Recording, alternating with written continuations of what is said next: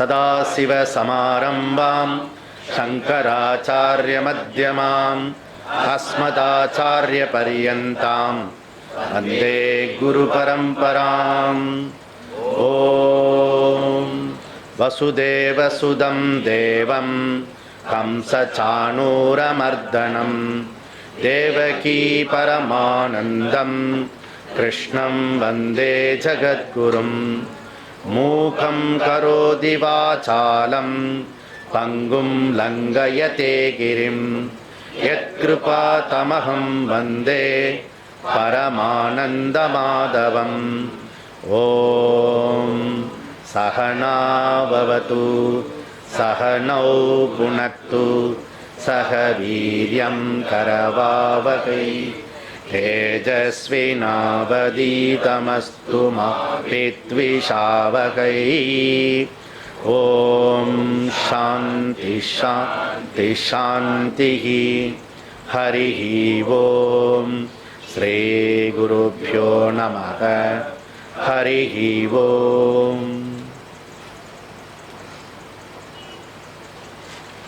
இந்த இனிய நல்ல நாளில் தர்ஷனா தொலைக்காட்சியில் பார்க்கின்ற அன்பர்களுக்கு இன்றைய நல்பொழுது நல்ல பொழுதாக அமைய வாழ்த்துக்கிறேன். இறைவனை பிரார்த்திக்கிறேன். ஓம் நமோ நாராயணா. நம்ம இதுவரைக்கும் முதல் அத்தியாயத்தை பார்த்து முடித்தோம். இனி ரெண்டாவது அத்தியாயத்துக்குள்ளே நம்ம போக போகிறோம். முதல் அத்தியாயம் அதுக்கு பேர் அர்ஜுன விஷாத யோகா. அர்ஜுன விஷாத யோகா. இப்போ ரெண்டாவது அத்தியாயத்துக்கு பேர் சாங்கிய யோகா அப்படின்னு பேர் வச்சுருக்கோம். நம்ம என்ன பண்ண போகிறோம்னா ஒவ்வொரு அத்தியாயமாக பார்த்துட்டு வர போகிறோம். அந்த அத்தியாயத்தினுடைய சுருக்கத்தில் சுருக்கம் பார்க்க போகிறோம். அதாவது பகவத்கீதையினுடைய அறிமுகம் நம்ம இங்கே தெரிஞ்சிக்க போகிறோம். கீதையில் கிருஷ்ணர் என்ன தான் சொன்னார், அர்ஜுனன் என்ன தான் கேட்டான், அப்புறம் பகவத்கீதை என்ன நமக்கு போதிக்கிறது அப்படின்றதுனுடைய சாராம்சத்தை நம்ம பார்த்துட்டு வரோம். அப்படி பார்க்கையில் இந்த ரெண்டாவது அத்தியாயத்தில் நாம் என்ன பண்ணலான்னா மேஜராக 4 பகுதியாக பிரிக்கலாம். இந்த 72 ஸ்லோகம் இருக்குதுல அதை 4 பகுதியாக நம்ம வசதிக்காக ஞாபகம் வச்சுக்கிறதுக்காக பிரிச்சுக்கலாம். முதல் அர்ஜுன சரணாகதி. அர்ஜுன சரணாகதி 1லிருந்து 10 வரைக்கும் அதனுடைய ஸ்லோகம் அர்ஜுன சரணாகதி. ரெண்டாவது பகுதி ஞான யோகம். அது 11லிருந்து 38 வரைக்கும் உள்ள ஸ்லோகம் ஞான யோகம். மூணாவது கர்மயோகம். கர்மயோகம் இது 39லிருந்து 53வது ஸ்லோகம் வரை. நாலாவது கடைசி டாபிக் ஸ்தித பிரஜ்ஞ லக்ஷணம். ஜீவன் முக்தி, விதேக முக்தி அல்லது ஞானத்தினுடைய பலம், பிரயோஜனம். இது நம்ம தெரிஞ்சுக்கிறதுனால என்ன பிரயோஜனம். அப்படி 54வது ஸ்லோகத்திலிருந்து 72வது ஸ்லோகம் வரை இருக்கிறது. இதுதான் மொத்த அத்தியாயத்தினுடைய ஸ்ட்ரக்சர். இதில் இப்போ நம்ம ஒன்று ஒன்றா பார்க்கறதுக்கு முயற்சி பண்ணுவோம். அர்ஜுனுடைய சரணாகதி நம்ம முதல்ல எடுத்துக்கிறோம். அந்த அர்ஜுனுடைய சரணாகதிக்கு முன்னாடி நம்ம இந்த அத்தியாயத்தினுடைய முன்னாடி அத்தியாயம் முழுக்க அர்ஜுனுடைய சரணாகதியினுடைய தொடர்ச்சி தான் இந்த அத்தியாயம். முதல் அத்தியாயத்துக்கும் ரெண்டாவது அத்தியாயத்தில் 10 ஸ்லோகம் இருக்க. இந்த 10 ஸ்லோகம் தொடர்ச்சி அப்படி சொல்லலாம். நாம் என்ன பார்த்தோம்னா பரவசம் துக்கம், பரவசம் துக்கம், ஆத்மவசம் சுகம் அப்படின்னு பார்த்தோம். எங்கெல்லாம் பற்று வச்சிருக்கோமோ அங்கே துக்கம் வருது, எங்கெல்லாம் பற்று விட்டுட்டோமோ அங்கெல்லாம் துக்கம் கிடையாது. Dependent is sorrow, independence is happiness. இது ஸ்டேட்மெண்ட். இது எல்லா காலத்திலையும் எல்லாருக்கும் எல்லா தேசத்தவருக்கும் இது ஒத்து வரும். இதான் உண்மை. அப்ப என்ன செய்யணும்? Detachment through attachment. இந்த பற்றற்ற நிலையில என்ன செய்யணும்னா பற்று வச்சு அந்த பற்றுலேருந்து நாம வளர்ச்சி அடைஞ்சு அதுலேருந்து அதை விடணும். அதனால தான் வள்ளுவர் ரொம்ப அழகா சொல்றார், பற்றுக பற்றற்றான் பற்றினை பற்றுக. எதற்கு? பற்றை விடற்கு அப்படி சொல்றாரு. அதனால முதல்ல பற்று விடறதுக்கு பற்றற்றவனுடைய தாளை பற்றணும். அப்ப பற்று போகும். பற்று அட்டாச்மெண்ட் தான் எல்லா மனுஷனுக்குள்ள விஷயம். இது முதல்ல நம்ம சூத்திர வாக்கியமா எடுத்துட்டு இருக்கோம். மனுஷனுக்கு வேத நெறி வழங்கக்கூடிய குறிக்கோள் கொடுக்கப்பட்டிருக்கு, லட்சியம். இந்த வாழ்க்கையில இப்ப ரோட்ல போயிட்டு இருக்கோம். நாம யாராவது நம்மளை பார்த்து எங்க போறீங்க சார் அப்படின்னு கேட்டா, எங்கேயோ போறோம்பா. கால் போன போக்கிலே மனம் போகலாமா, மனம் போன போக்கிலே மனிதன் போகலாமா, அப்படி ஒரு பாட்டு, பழைய பாடல். கால் போன போக்கில் போக முடியாது. வீட்டை விட்டு இறங்கினதும் எங்க போறோன்றது லட்சியம் இருக்கணும், தெளிவானது. இங்க போறோம், என்ன பண்றோம். அது போல நம்ம பிறந்துட்டோம் இல்லையா, பிறந்த பிறகு என்ன பண்ண போற, இப்ப என்ன பண்ண போற, ஒரு மாசம் கழிச்சு என்ன பண்ண போற, 5 வருஷம் கழிச்சு என்ன பண்ண போற, வாழ்க்கை முழுக்க என்ன பண்ண போற. இது லட்சியம், குறிக்கோள். இந்த லட்சியத்தை கொடுக்கறது நமக்கு பல்வேறு விதமான லட்சியம் இருக்கிறது. ஆனா சாஸ்திரம் அது எல்லாத்தையும் சேர்த்து 4ஆ பிரிச்சு கொடுக்குறது. அதுக்கு பேரு தர்ம அர்த்த காம மோக்ஷ. தர்மம், அர்த்தம், காமம், மோக்ஷம். இதை நம்ம 2ஆ பிரிக்கலாம். தர்ம அர்த்த காம அண்ட் மோக்ஷா. இதை பத்தி சொல்றதுதான் வேதம். வேதத்தினுடைய முன்பகுதி, அதுக்கு பேர் வேத பூர்வம் சொல்லுவோம், அல்லது கர்ம காண்டம் சொல்லுவோம். அது அதனுடைய சப்ஜெக்ட் மேட்டரு தர்ம அர்த்த காம. வேதத்தினுடைய பின்பகுதிக்கு பேரு வேத அந்தம், வேதாந்தம், உபனிஷத், ஞான காண்டம். அதனுடைய சப்ஜெக்ட் மேட்டர் மோக்ஷா. சரி, அப்போ இது 4 தான் மனுஷனுக்கு செய்யணும். புருஷேன அர்த்தத்தே இதி புருஷார்த்தம். மனிதனால அடையப்படைய வேண்டிய கோல், லட்சியம். இதுதான். இந்த 4 விஷயத்துக்குள்ளதான் மனுஷன் அடைய வேண்டிய லட்சியம் வந்துருது. எல்லாருமே எறும்பு முதல் பிரம்மாஜி வரைக்கும் எல்லாருடைய லட்சியம் ஒண்ணுதான் இருக்க முடியும். அது என்ன தெரியுமோ? சந்தோஷமா இருக்கு, ஆனந்தமா இருக்கு, மகிழ்ச்சியா இருக்கு. யாராவது என்னப்பா எப்படி இருக்க? ஐயோ நான் இப்ப ரொம்ப சந்தோஷத்துல இருக்கேன் சுவாமி, ரொம்ப சந்தோஷத்துல இருக்கேன், ரொம்ப அப்படி துக்கப்பட மாட்டான், ஹாப்பியா இருப்பான். புரியுதா? துக்கப்படுறது இது இருக்கு. அதனால துக்கம் நம்ம எடுத்துட்டே இருக்கோம் வாழ்க்கையில. எது எதுலாம் துக்கம் வருதோ அதெல்லாம் நம்ம எடுக்கிறதுக்கு முயற்சி பண்றோம். எங்கெல்லாம் சந்தோஷம் கிடைக்குமோ அங்க நம்ம போகிறதுக்கு முயற்சி பண்றோம். இதுதான் எல்லாருடைய ஜீவராசிகளுடைய, சர்வ ஜீவராசினுடைய லட்சியம்.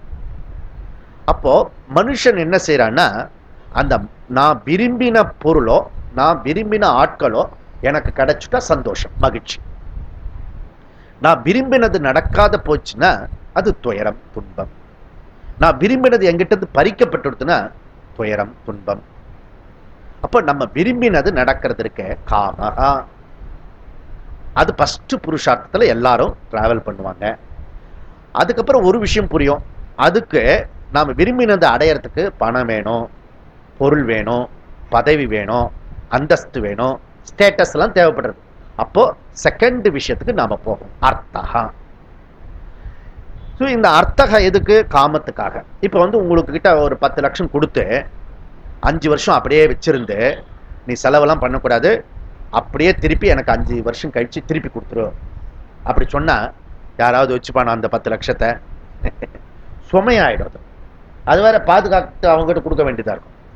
புரியுறதா? பயம் வேற வரும், பிரச்சனை ஆகும். அதே விஷயத்த 10 லட்சம் கையில கொடுத்து என்ன வேணா செலவு பண்ணிக்கப்பா, 5 வருஷம் கழிச்சு மீதி இருந்தா என்கிட்ட கொடு அப்படி சொன்னா எத்தனை சந்தோஷம் இருந்தா தானே கொடுக்கறதுக்கு. சரி பார்த்துப்போம் அப்படி. புரியுறதா? அதனால அப்போ அர்த்தகா பொருள் சம்பாதிக்கிறது எதுக்குன்னா காமத்துக்காக பொருள் சம்பாதி.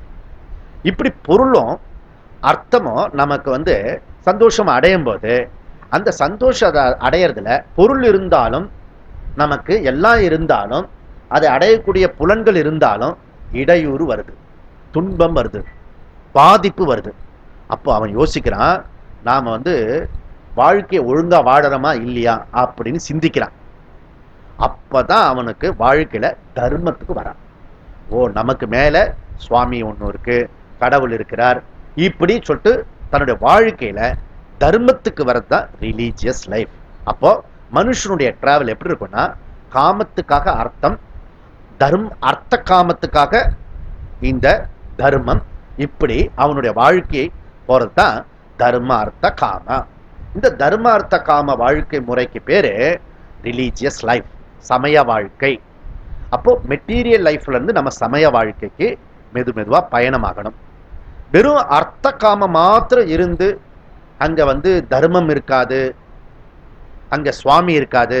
அப்படிப்பட்ட வாழ்க்கை அதுக்கு பேரு மெட்டீரியல் லைஃப், உலகாயுத வாழ்க்கை முறை. இந்த material life religious life. Okay, material life நமக்கு material life secular life, religious life sacred life. இப்படி நமக்கு அப்ப சமய வாழ்க்கைக்கு நாம உள்ள வர வர நாம மனிதன் புனிதமாகிறான். அப்படி புனிதமாகும் போது பண்படுத்தப்படுறான். இந்த பண்பாடு வர வர அவன் தர்மத்திற்கு அவன் முக்கியத்துவம் கொடுக்கிறான், தர்மத்துல இருக்கிறதுக்கு விரும்புறான். அதிகமான விஷயம் எப்படி ஆயிடுச்சுன்னா அவனுடைய வாழ்க்கை முறையே அப்படியே மாறுறது. எப்படி மாறுறது? தர்மத்துப்படி பொருள் சம்பாதிக்கணும், தர்மத்துப்படி அனுபவிக்கணும், என்ஜாய் பண்ணணும். ஆக காமத்துக்காக பொருள், அந்த காமத்தை நிலைநிறுத்துறதுக்காக தர்மம் அப்படி இருந்தா இவனுடைய வாழ்க்கை அப்படியே உள்டாவாக. தர்மத்துக்காக பொருள் சம்பாதிக்கணும், தர்மத்துக்காக என்ஜாய் பண்ணணும். இப்ப தர்மம் பிரதானமா வந்துடுது. அப்படி தர்மம் பிரதானமா அவனுக்கு வரும்போது அவனுடைய வாழ்க்கையானது மாறிண்டே வருகிறது. அப்ப பண்பட்ட வாழ்க்கை ஆகிறான். அதுக்கு பேரு சம்ஸ்கிருதி புருஷான்னு பேர். இது வரைக்கும் பிராகிருத புருஷனா இருந்தவன் இப்போ சம்ஸ்கிருதி புருஷனா ஆயிட்டான். கரடு முரடா இருந்தவன் இப்ப பண்பாளனா மாறிட்டான். ஆனா ஜனங்கள் தர்மமா இல்ல இருக்கிறத விட அதர்மமா இருக்கிறதுக்கு அதிகமா விரும்புறாங்க. மெஜாரிட்டி ஜனங்களுக்கு அதர்மமா இருக்கிறது தான் பார்க்கிறோம். நம்ம குடிக்கிறது, ஏமாத்துறது, லஞ்சம் வாங்கிறது, லஞ்சம் கொடுக்கறது, மதம் மாறுவது, மதம் மாற்றுவது, அப்புறம் நம்ம மனுஷனுடைய சுகத்துக்காக அம்மாவை கூட விற்கிறதுக்கு தயாராயிட்டான். அப்புறம் பயங்கரவாதின்னு தெரிஞ்சு கூட அவனை பிடிக்கிறது இல்லை, அவனுக்கு மன்னிப்பு மறப்போம் இப்படிலாம் சொல்றது, இதெல்லாம் அதர்மம். அதனால தாய் திருநாட்டினுடைய சொத்தையே அபகரிக்கிறது, சூழ்ச்சி பண்றது, கலகம் பண்றது, இப்படி நம்ம நீட்டுனே போலாம். இந்த அதர்மத்துக்கு கொஞ்சம் நெஞ்சம் இல்லை. அந்த அதர்மத்துல ஜனங்களுக்கு சௌரியமா இருக்கிறது. அதனால அவன்லாம் பிராகிருத புருஷா. புரியுதா? அப்போ சுவாமிஜி இப்ப எது தர்மம் சொல்லிடுங்களேன், அப்ப நாங்க தர்மத்துல இருக்குமா இல்லையான்னு கண்டுபிடிக்கிறது கொஞ்சம் வசதியா இருக்கும் அப்படின்னு யாராவது விரும்பினா, எது தர்மம், நான் செய்யறதெல்லாம் தர்மமா அதர்மமா எப்படி கண்டுபிடிக்கிறது? அதுக்கு ரொம்ப அளவுகோல் எளிதா சொல்லிருக்காங்க பெரியவங்க. என்னன்னா, மற்றவங்க கிட்ட நான் என்னை எப்படி எதிர்பார்க்கிறேனோ அதை நான் மற்றவங்களுக்கு செய்யணும், அவ்வளவுதான் தர்மம். அதுக்கு பேரு தர்மம். இப்ப உதாரணம் சொன்னா புரியும். என் பொருளை யாரும் திருடக்கூடாது அப்படி நான் நினைச்சா நான் யாரு பொருளையும் திருடக்கூடாது. என்கிட்ட யாரும் பொய் பேசக்கூடாது நான் விரும்பினா நான் மற்றவங்க கிட்ட பொய் பேசக்கூடாது. என்னை யாரும் ஹர்ட் பண்ணக்கூடாது, வேதனைப்படுத்தக்கூடாது அப்படி நான் நினைச்சோன்னா நான் மற்றவங்களை ஹர்ட் பண்ணக்கூடாது, வேதனைப்படக்கூடாது. இதான் தர்மம். ஒரு டவுட் என்ன, இப்ப நான் அப்படி பண்றேன், தர்மமா பண்றேன், அவங்க அப்படி பண்ணலன்னா, அவங்க பண்ணலன்னா கூட நீ எது உன்கிட்ட விரும்புறையோ அது மாத்திரம் செய்யறது தான் தர்மம். நிறைய பேருடைய ஐடியா என்னன்னா, எல்லாரும் அதர்மமா செய்யும்போது நானும் அதர்மம் பண்றேன். இது ஒரு ஜஸ்டிஃபை பண்ணுவாங்க. தான் செய்யக்கூடிய அதர்மத்துக்கு ஜனங்கள் செய்யக்கூடிய ஜஸ்டிஃபை, சமாதானப்படுத்திப்பாங்க. மற்றவங்களாம் எனக்கு அநியாயம் பண்றேன், நான் அநியாயம் பண்றேன். சாஸ்திரம் என்ன சொல்றதுன்னா, நீ எது தர்மமோ உனக்கு அநியாயம் செய்யப்பட்டா கூட நீ தர்மமா வாழணும். அதுதான் மனுஷனுடைய வாழ்க்கை. ஆனா நம்ம சாதாரண சொல்றோம், இங்க பாருங்க சுவாமி, அவன் என்ன ஒரு திட்டினானா நாக்க புடுங்குற மாதிரி 2 வார்த்தை நான் கேட்டுட்டு வந்துட்டேன், பதிலுக்கு பதில். அப்படி நம்ம வாழ்க்கை அமையிறது. அது பண்ணக்கூடாது. அதனால இப்போ நம்ம வாழ்க்கை எப்படி இருக்குன்னா, நமக்குன்னு விதிக்கப்பட்டிருக்க கடமைகளை தர்மப்படி நம்ம செய்யணும். இப்படி தர்மப்படி நமக்கு வாழ வாழ ஒரு விஷயம் நம்ம வாழ்க்கையில புரிய ஆரம்பிக்கும். அங்கதான் நமக்கு ஸ்பிரிச்சுவல் லைஃப் நமக்கு ஆரம்பமாகுது. ஆன்மீக வாழ்க்கை பயணம் அங்கதான் தொடரும். அது என்ன, தர்மமா வாழ வாழ என்ன ஆகும்னா, அவனுக்கு நம்ம வாழ்க்கையில அனுபவிச்சது, அடைஞ்சது நமக்கு எதெல்லாம் கிடைச்சிருக்கோ, எதெல்லாம் இது வரைக்கும் லட்சியம் போட்டு போராடி வென்றனோ அதெல்லாம் அனித்தியம்னு புரியும். வள்ளுவர் வார்த்தையில் சொன்னா நிலையாமை, அப்படி எல்லாமே இம்பர்மனன்ட்னு புரியும். அதனால எதுவுமே ஒரு நாள் அழிஞ்சிடக்கூடியது, மாறுதல் கூடியது, என்னை விட்டு போயிடும் அப்படின்றது நமக்கு தெரியும். உடல் ஆரோக்கியம் ஒரு நாள் போயிடும், உறவுகள் நம்ம விட்டு போயிடும், இதெல்லாம் மாறக்கூடியது, அழியக்கூடியது. இந்த உடம்பே ஒரு நாள் நாசமாயிடும். இப்ப இருக்க நம்ம இந்த உடம்பு நாசமாயிடும், வந்தது இல்லையா, போச்சு. அதனால நமக்கு என்ன ஆகும்னா இதெல்லாம் புரிய ஆரம்பிக்கும், அனித்தியத்துவம் வந்து புரிய ஆரம்பிக்கும். அது மாத்திரம் இல்ல, நாம எது அடைஞ்சிருக்கோமோ அது எல்லாமே குறைவு, குறைவு ஃபைனைட் தான் நம்ம அடைஞ்சதுலாம். அதனால இப்ப உதாரணத்துக்கு வந்து நீங்க ஒரு 1000 ரூபாய் வந்து செக் கொடுக்குறீங்கன்னு வச்சுக்கோங்க. செக் கொடுத்தா நம்ம என்ன பண்ணுவோம்? 1000 ரூபாய் செக்க 1000 rupees என்ன ஒன்லி. இப்ப 10,000 rupees செக் கொடுக்குறீங்கன்னு வச்சுக்கோங்க, எப்படி கொடுப்பீங்க? 10,000 rupees ஒன்லி. 10 lakh கொடுக்குறீங்கன்னு வச்சுங்க, 10 lakh only. 10 crores 10 crores only. என்ன இது ஒரு அநியாயமா இருக்கு? 1000 ரூபாய் கொடுத்ததுக்கும் ஒன்லி தான், 10 lakhs 10 crores கொடுத்தாலும் ஒன்லி தானே. அட்லீஸ்ட் அந்த ஒய் இருக்குல்ல, டபுள் ஒய்யாவது போடலாம் குறைஞ்சபட்சம் ஒரு ஸ்டேட்டஸ்க்காக. ONLY இருக்கு இல்லையா, டபுள் ஒய் போடு. 10 crores கொடுத்துருக்கல இல்லையா? நோ, நீ எது கொடுத்தாலும் எது அடைஞ்சாலும் அது ஃபைனைட், குறைவு, புரியுதா? இதெல்லாம் அவனுக்கு புரிய ஆரம்பிக்கும். இப்ப சின்ன கம்பெனி ஆரம்பிக்கிறான் இல்லையா, அந்த கம்பெனிக்கு என்ன சொல்லுவோம்? Vishwa Darshana private limited. இல்ல சியட்டல்ல அங்க இருக்கிறது இந்த மைக்ரோஸ்கோப் இருக்கு இல்லையா, microscope headquarters Microsoft ware, Microsoft ware private limited. கோடானு கோடியில வரான் அவன், வந்து கொள்ள அடிச்சுன்னு இருக்கான், அவனும் லிமிட்டட் தான். சின்ன கம்பெனி வச்சிருக்கான், அவனும் லிமிட்டட் தான். புரியறதா? இதை ஒன்ன புரிஞ்சுட்டாலே வாழ்க்கையினுடைய லட்சியம் புரிஞ்சிடும். எல்லாமே லிமிட்டட் தான். லிமிட்டட் எதுவோ அது இன்சிக்னிபிகன்ட். மனுஷன் வந்து இன்சிக்னிபிகண்டா இருக்க முடியாது. நேற்று வரைக்கும் முதலமைச்சர் 4 காரு 10 காரு 100 காரு போயிட்டு தடாபடால இருந்த ஆளு இன்னைக்கு வந்து முதலமைச்சரா இருக்க முடியாது. எவ்வளவு இன்சிக்னிபிகன்ட். அட்லீஸ்ட் நீயாவது போன 5 வருஷத்துலயும் ஒரே மாதிரி இருக்க, இந்த 5 வருஷத்துலயும் ஒரே மாதிரி தான் இருப்ப. குறைஞ்சபட்சம் மேலையும் போறதுல கீழையும் போறதுல ஒரே மாதிரி இருக்க. அதனால எல்லாமே இன்சிக்னிபிகன்ட். அப்போ நாம போன தடவை என்ன பார்த்தோம்? பரவசம் துக்கம், ஆத்மவசம் சுகம் பார்த்தோம். இன்னைக்கு ஒன் மோர் எக்ஸ்ட்ரா பாயிண்ட், குறைவு துக்கம், நிறைவு ஆனந்தம். குறைவு தான் துக்கம். நம்முடைய வாழ்க்கையெல்லாம் நீங்க ஆராய்ச்சி பண்ணி பார்த்தீங்கன்னா, குறைய வந்து சரி பண்றதுக்காக, நிறைவு அடையறதுக்காக தொடர்ந்து முயற்சி பண்ணிட்டு இருக்கோம். அந்த நிறைவு அடையிறது, பூர்ணத்துவம் அடையறதுக்கு பேரு மோட்ச புருஷார்த்தம். அப்ப நீங்க மோட்சம் அடையறதுக்கு வரையலா அப்படின்னு உங்களை கூப்பிட்டேன்னு வச்சுங்க, சுவாமி கொஞ்ச நாள் நான் வாழ்ந்து அனுபவிச்சுட்டு வந்துடுறேன், இப்பெல்லாம் மோட்சம் வேண்டாம். ஏன் இப்படி கேட்கறான்னா, மோட்சம்னா செத்து போறதுன்னு நினைச்சுக்கிறான். செத்து போன பிறகு டூரிசம் மாதிரி எங்கேயோ வைகுந்தத்திலயோ கைலாயத்திலயோ கொண்டு போய், இல்ல பரலோகத்திலயோ எங்கேயோ ஒரு இடத்துல அடைக்கிறது, அங்கதான் சொர்க்கத்துக்கு போறதுக்கு பேரு மோட்சம் நினைச்சுட்டு இருக்கான். அது மோட்சம் இல்லை. இங்கேயே இப்பவே அடையிறது எதுவோ மன நிறைவு, மன சாந்தி, பூர்ணத்துவம், நிறைவு, அதுக்கு பேரு மோட்சம்.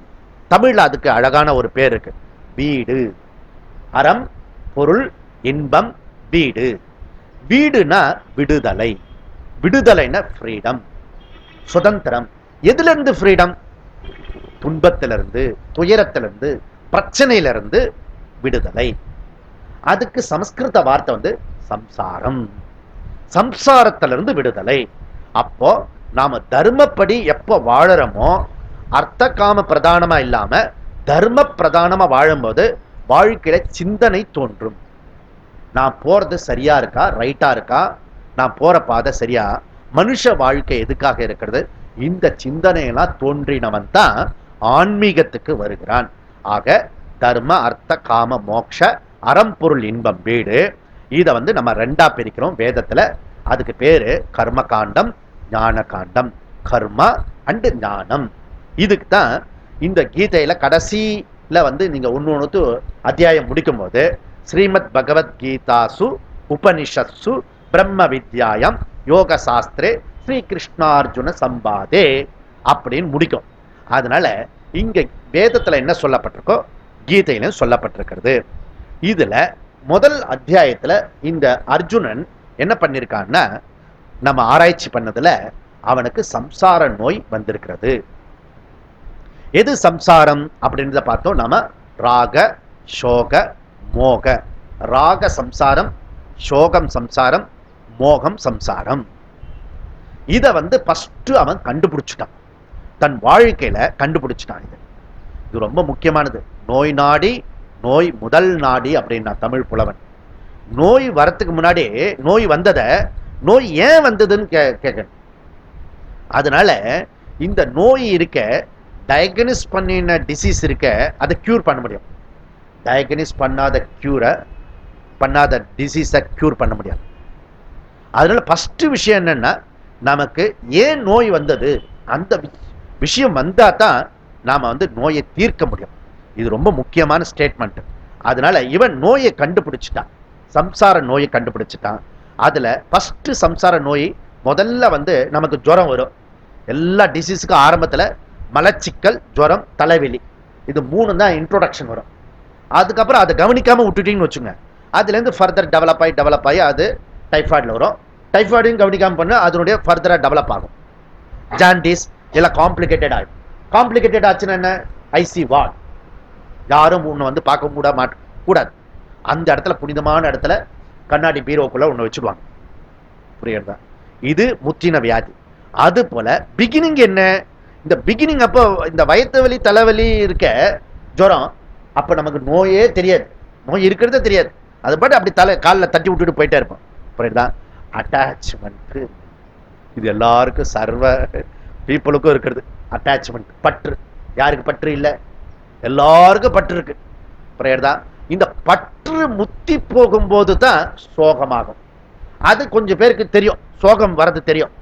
நமக்கு வாழ்க்கையில் அப்பப்ப துன்பம் வரும், அந்த துன்பத்தை டெம்பரவரியா நீக்கிட்டு இருப்போம் நம்ம. புரியுறதா?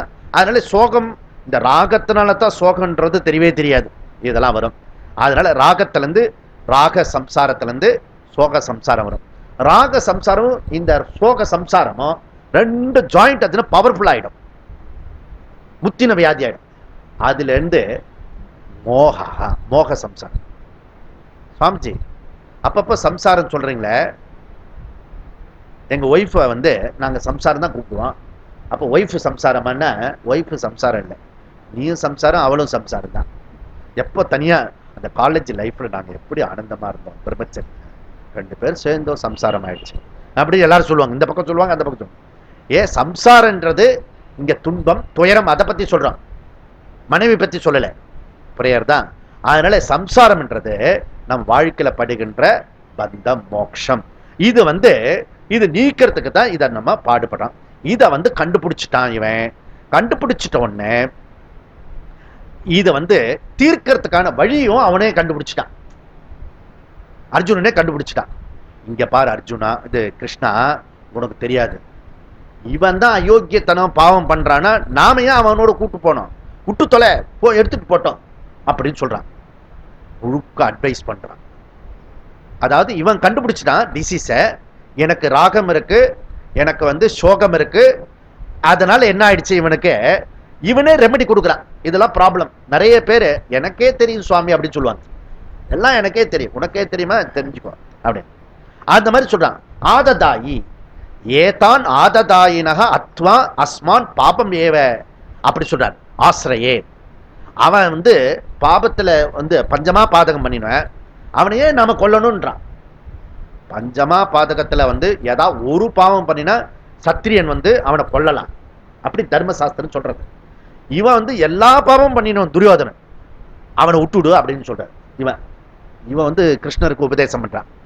ஏன்னா இவனே ரெமெடி கண்டுபிடிச்சிட்டான். நம்மளுடைய ப்ராப்ளத்துக்கு இந்த யுத்தத்திலிருந்து, என்னுடைய கடமையிலிருந்து தப்பிச்சுட்டான், ஓடி போயிட்டான், எல்லா ப்ராப்ளமும் சால்வ் ஆயிடும். இவனே கண்டுபிடிச்சிட்டான்.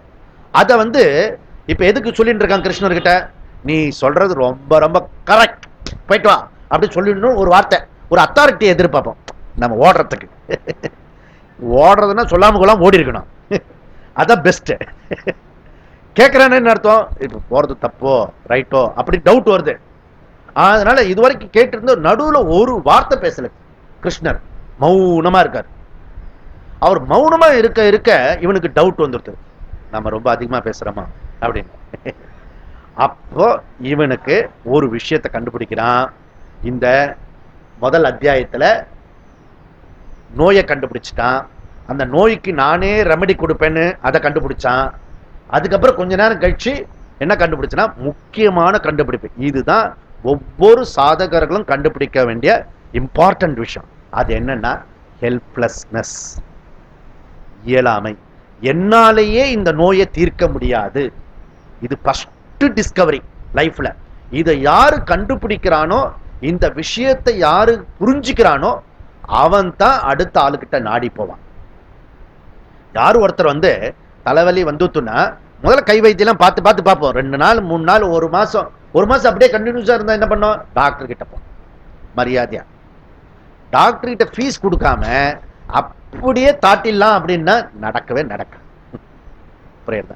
அதனால இந்த ஹெல்ப்லெஸ்னஸ், இந்த இயலாமையை ஃபர்ஸ்ட் கண்டுபிடிக்கணும். இந்த இயலாமை கண்டுபிடிச்சா தான் நம்முடைய அகங்காரத்தை இன்னொருத்தர்கிட்ட நம்ம அடகு வைக்க முடியும், சரண்டர் பண்ண முடியும். இது மனுஷனுடைய ஃபர்ஸ்ட் விஷயம். அதனால இதை வந்து இவன் கண்டுபிடிச்சிட்டான். கிருஷ்ணர் என்ன சொல்றாருன்னா, கிருப்பையா ஆவிஷ்டா அப்படின்றார். அதுக்கு பேர் ராக, விஷாத, சோக. இது வந்தது அவனுக்கு. அப்ப இந்த இந்த விஷாத துயரம் இருக்க 2 டைப்ல இருக்கிறது.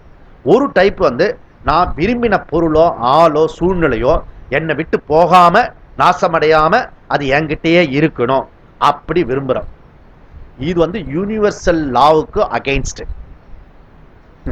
எதுவுமே பர்மனண்டா ஒரு ஆளுகிட்ட இருக்காது, போயிட்டே இருக்கும். ஆனா நம்ம ஒவ்வொருத்தரும் விரும்புறது என்னன்னா, பர்மனண்டா என்கிட்ட இருக்கணும் எல்லாம் அப்படின்னு விரும்புறோம். எதுவுமே என்கிட்ட பர்மனண்டா இருக்காது. அது இருக்க முடியாத நாம வச்சுக்கிறோமே, அதனால துன்பம். பற்று தான் ப்ராப்ளம். ஓகே, எல்லா இடத்துலயும் அட்டாச்மெண்ட் இருக்க பற்று, அதுதான் மனுஷ குலத்துக்கே ப்ராப்ளம் இருக்கு. இது வந்து நமக்கு புரியாம யார் யாரு மேலேயோ குற்றம் சுமத்திட்டு இருப்போம். சரி, இது ஒரு குரங்கு இருந்தது. இந்த குரங்கு என்ன பண்ணுச்சு, இந்த குரங்கு பிடிக்கிறதுக்கு ஒரு வழி சொல்லுவான். இந்த விவசாயி என்ன பண்ணுவான்னா, பெரிய பாத்திரம் இருக்கும். அந்த பாத்திரம் வந்து வெயிட்டா இருக்கும். அதுக்கு வந்து ஒரு கை விடுற அளவுக்கு தான் இது இருக்கும் அந்த வாய். அது வந்து வேர்க்கடலையை உரிச்சு போட்டுருவான் அதுல. இந்த குரங்கு என்ன பண்ணும், வேர்க்கடலையை பிடுங்கி பிடுங்கி தின்னும். அதை பிடிக்கிறதுக்காக ஏற்பாடு என்ன பண்ணுவான்னா, இந்த குரங்குக்கு ஒரே ஆச்சரியமா போச்சு. சே, அதை பிடிச்சு தண்ணியில அலசி அதெல்லாம் சாப்பிட்றத விட நேரமாகும். அதுக்கும் இன்டெலிஜென்ட், ஞாபகம் வச்சுக்கோங்க. ஒன்னொன்னுத்துக்கும் பட்சிக்கும் மிருகத்துக்கும் எல்லாத்துக்கும் இன்டெலிஜென்ட் இருக்கு. உனக்கு மாத்திரம் தான் இல்ல இருக்குன்னு நினைச்சுக்காத. அது என்ன பண்ணுச்சு, இவ்வளோ கடலை வந்து ஒரு பாத்திரத்துல இருக்கு, இதை நம்ம அள்ளிக்கலாம் அப்படின்னு சொல்லிட்டு உள்ள கையை விட்டது. அப்படியே ஃபுல்லா அள்ளிச்சு. அள்ளின உடனே இந்த கை வந்து வெளியில வர முடியல. இப்படி போன கையே இப்படி வந்து இப்படி மாட்டி லாக் ஆயிடுச்சு. அது இடியட் குரங்கு. இப்போ இந்த கடலையை விட்டா தான் வெளியில கொண்டு வர முடியும். கடலையோட வரவே வராது. சரி, பாத்திரத்தை தூக்கிட்டு போலான்னா அது செம வெயிட், அதெல்லாம் நகத்து கூட இல்ல, லாக் ஆயிடுச்சு, மாட்டிடுச்சு. அதுக்கப்புறம் அடிப்பட்டு. இது எப்ப விடுறையோ, விட்டதடி ஆசை விளாம்படுத்து ஓட்டோட அப்படின்னா, யாதனின் யாதனின் நீங்கியான் அதனின் அதனின் இடும்பையில. எது எதுல பற்று விடுறையோ அது அதுல துன்பம் இல்லை, எது எதுல பற்று வச்சிருக்கியோ அதுல துன்பம். இவனுக்கு அர்ஜுனனுக்கு பீஷ்மா துரோணாச்சாரி மேல அதீத பற்று இருந்தது. அதனால இதுல விசேஷம் என்னன்னா, அவங்க 2 பேரும் இன்னும் சாக கூட இல்லை. அதுக்கப்புறம் யுத்தத்தை நீ தீர்மானிக்க முடியாது. யுத்தத்தினுடைய முடிவு எப்படி இருக்கும்னா, இவன் கூட செத்து போலாம், ஆனா இவன் வந்து உறுதியா நம்பிட்டான், நாம உயிரோடு இருப்போம், அவர் வந்து தாத்தாவும் துரோணாச்சாரியும் செத்து போயிடுவார் அப்படின்னு. இது வந்து கற்பனை தான், இமேஜினேஷன். நம்மளுடைய எல்லாருடைய வாழ்க்கையும் பார்த்தீங்கன்னா, நம்மளுடைய துன்பம் 80% 90% துன்பம் இமேஜினேஷன் துன்பம். அது நடக்கவே நடக்காது. நிஜமான துன்பத்தில் அவஸ்தைப்படுறவங்க ரொம்ப பர்சன்டேஜ் கம்மி. நிஜமாவே நீங்க எப்பயாவது உங்களுக்கு துன்பம் வரும்போது, துயரம் வரும்போது யோசிச்சு பாருங்க. நான் இப்ப வந்து கற்பனையில ஃபியூச்சர்ல இப்படி நடந்துடும் அப்படி நான் கற்பனையில நினைக்கிறேன்னா, இல்ல துன்பத்துல இப்ப ப்ராப்ளத்துல மாட்டின்னு இருக்கேன் அந்த இருக்கேன் அப்படின்னா, நிறைய விஷயம் இமேஜினேஷன்ல இருக்கும், கற்பனையில இருக்கும். முதல்ல கற்பனை துக்கத்தை விட்டுடணும். நிஜமாவே ப்ராப்ளம் வந்துன்னா அந்த நேரத்தில் நம்ம சரி பண்ணிக்கலாம், அதை விட்டுடணும். அதனால இது நமக்கு தெரிய வேண்டிய விஷயம். இதனால என்ன ஆயிடுச்சுன்னா, இந்த சம்சார நோய் பற்றுனால நமக்கு விவேக சக்தி போயிடும். மோகா, மோகனா டெல்யூஷன், குழப்பம். நமக்கு புத்தியில ஒரு சக்தி இருக்கிறது, பிரித்தறிகிற சக்தி இருக்கு. இந்த பிரித்து அறிகிற சக்தி நம்ம விட்டு போயிடும், அவ்வளவுதான். எது ரைட்டு எது ராங்னு போயிடும். அப்போ லைஃப்ன்றது என்னது? Judgement is life. இது ரைட்டு இது ராங்னு முடிவு பண்றதுக்கு அதுதான் லைஃப். அந்த சக்தி நம்ம இழந்துடுவோம். அப்போ தர்மம்லாம் அதர்மமா தெரியும், அதர்மம்லாம் தர்மமா தெரியும். அதனால அகோபத மகத் பாபம் கர்த்தும் விவசதா பயம் அப்படின்னா அர்ஜுனன் கிருஷ்ணருக்கு. இவர்கள் பாபிகள், ஆனாலும் கூட நாம அந்த பாபத்தை நாம செஞ்சு நாம பாபி ஆயிடக்கூடாது அப்படின்றான். எப்படி எப்படி உபதேசம்? அதனால அந்தோ பாபம், நாம் அறிவு இல்லாமல் இவர்களுடன் பாபம், நம்ம பாபத்தை புரிகிறோமே கிருஷ்ணர்கிட்ட, நாம பாப செயல் புரிகிறோம் கிருஷ்ணா அப்படின்றான். ஆனா மகனே அப்படின்றார். அவர் எப்படி இருக்கும்? இப்போ அவன் மைண்ட் கான்ஃபிளிக்ட் ஆயிடுச்சு, பிளவுபட்டு. அப்போ குழப்பத்தினால என்ன ஆகும்னா, I am the conflict person. மைண்ட்ல நமக்கு இந்த 10 தலை ராவணன் இருக்கானே, அவன் மாதிரி ஆயிடும். இது ஒண்ணு அது ஒண்ணு சொல்லு. ஓகே, நமக்கு வந்து தலை இருக்கணும்னு அவசியம் இல்லை, உள்ளுக்குள்ள பிரிச்சு பார்த்தா அத்தனை தலை இருக்கும்.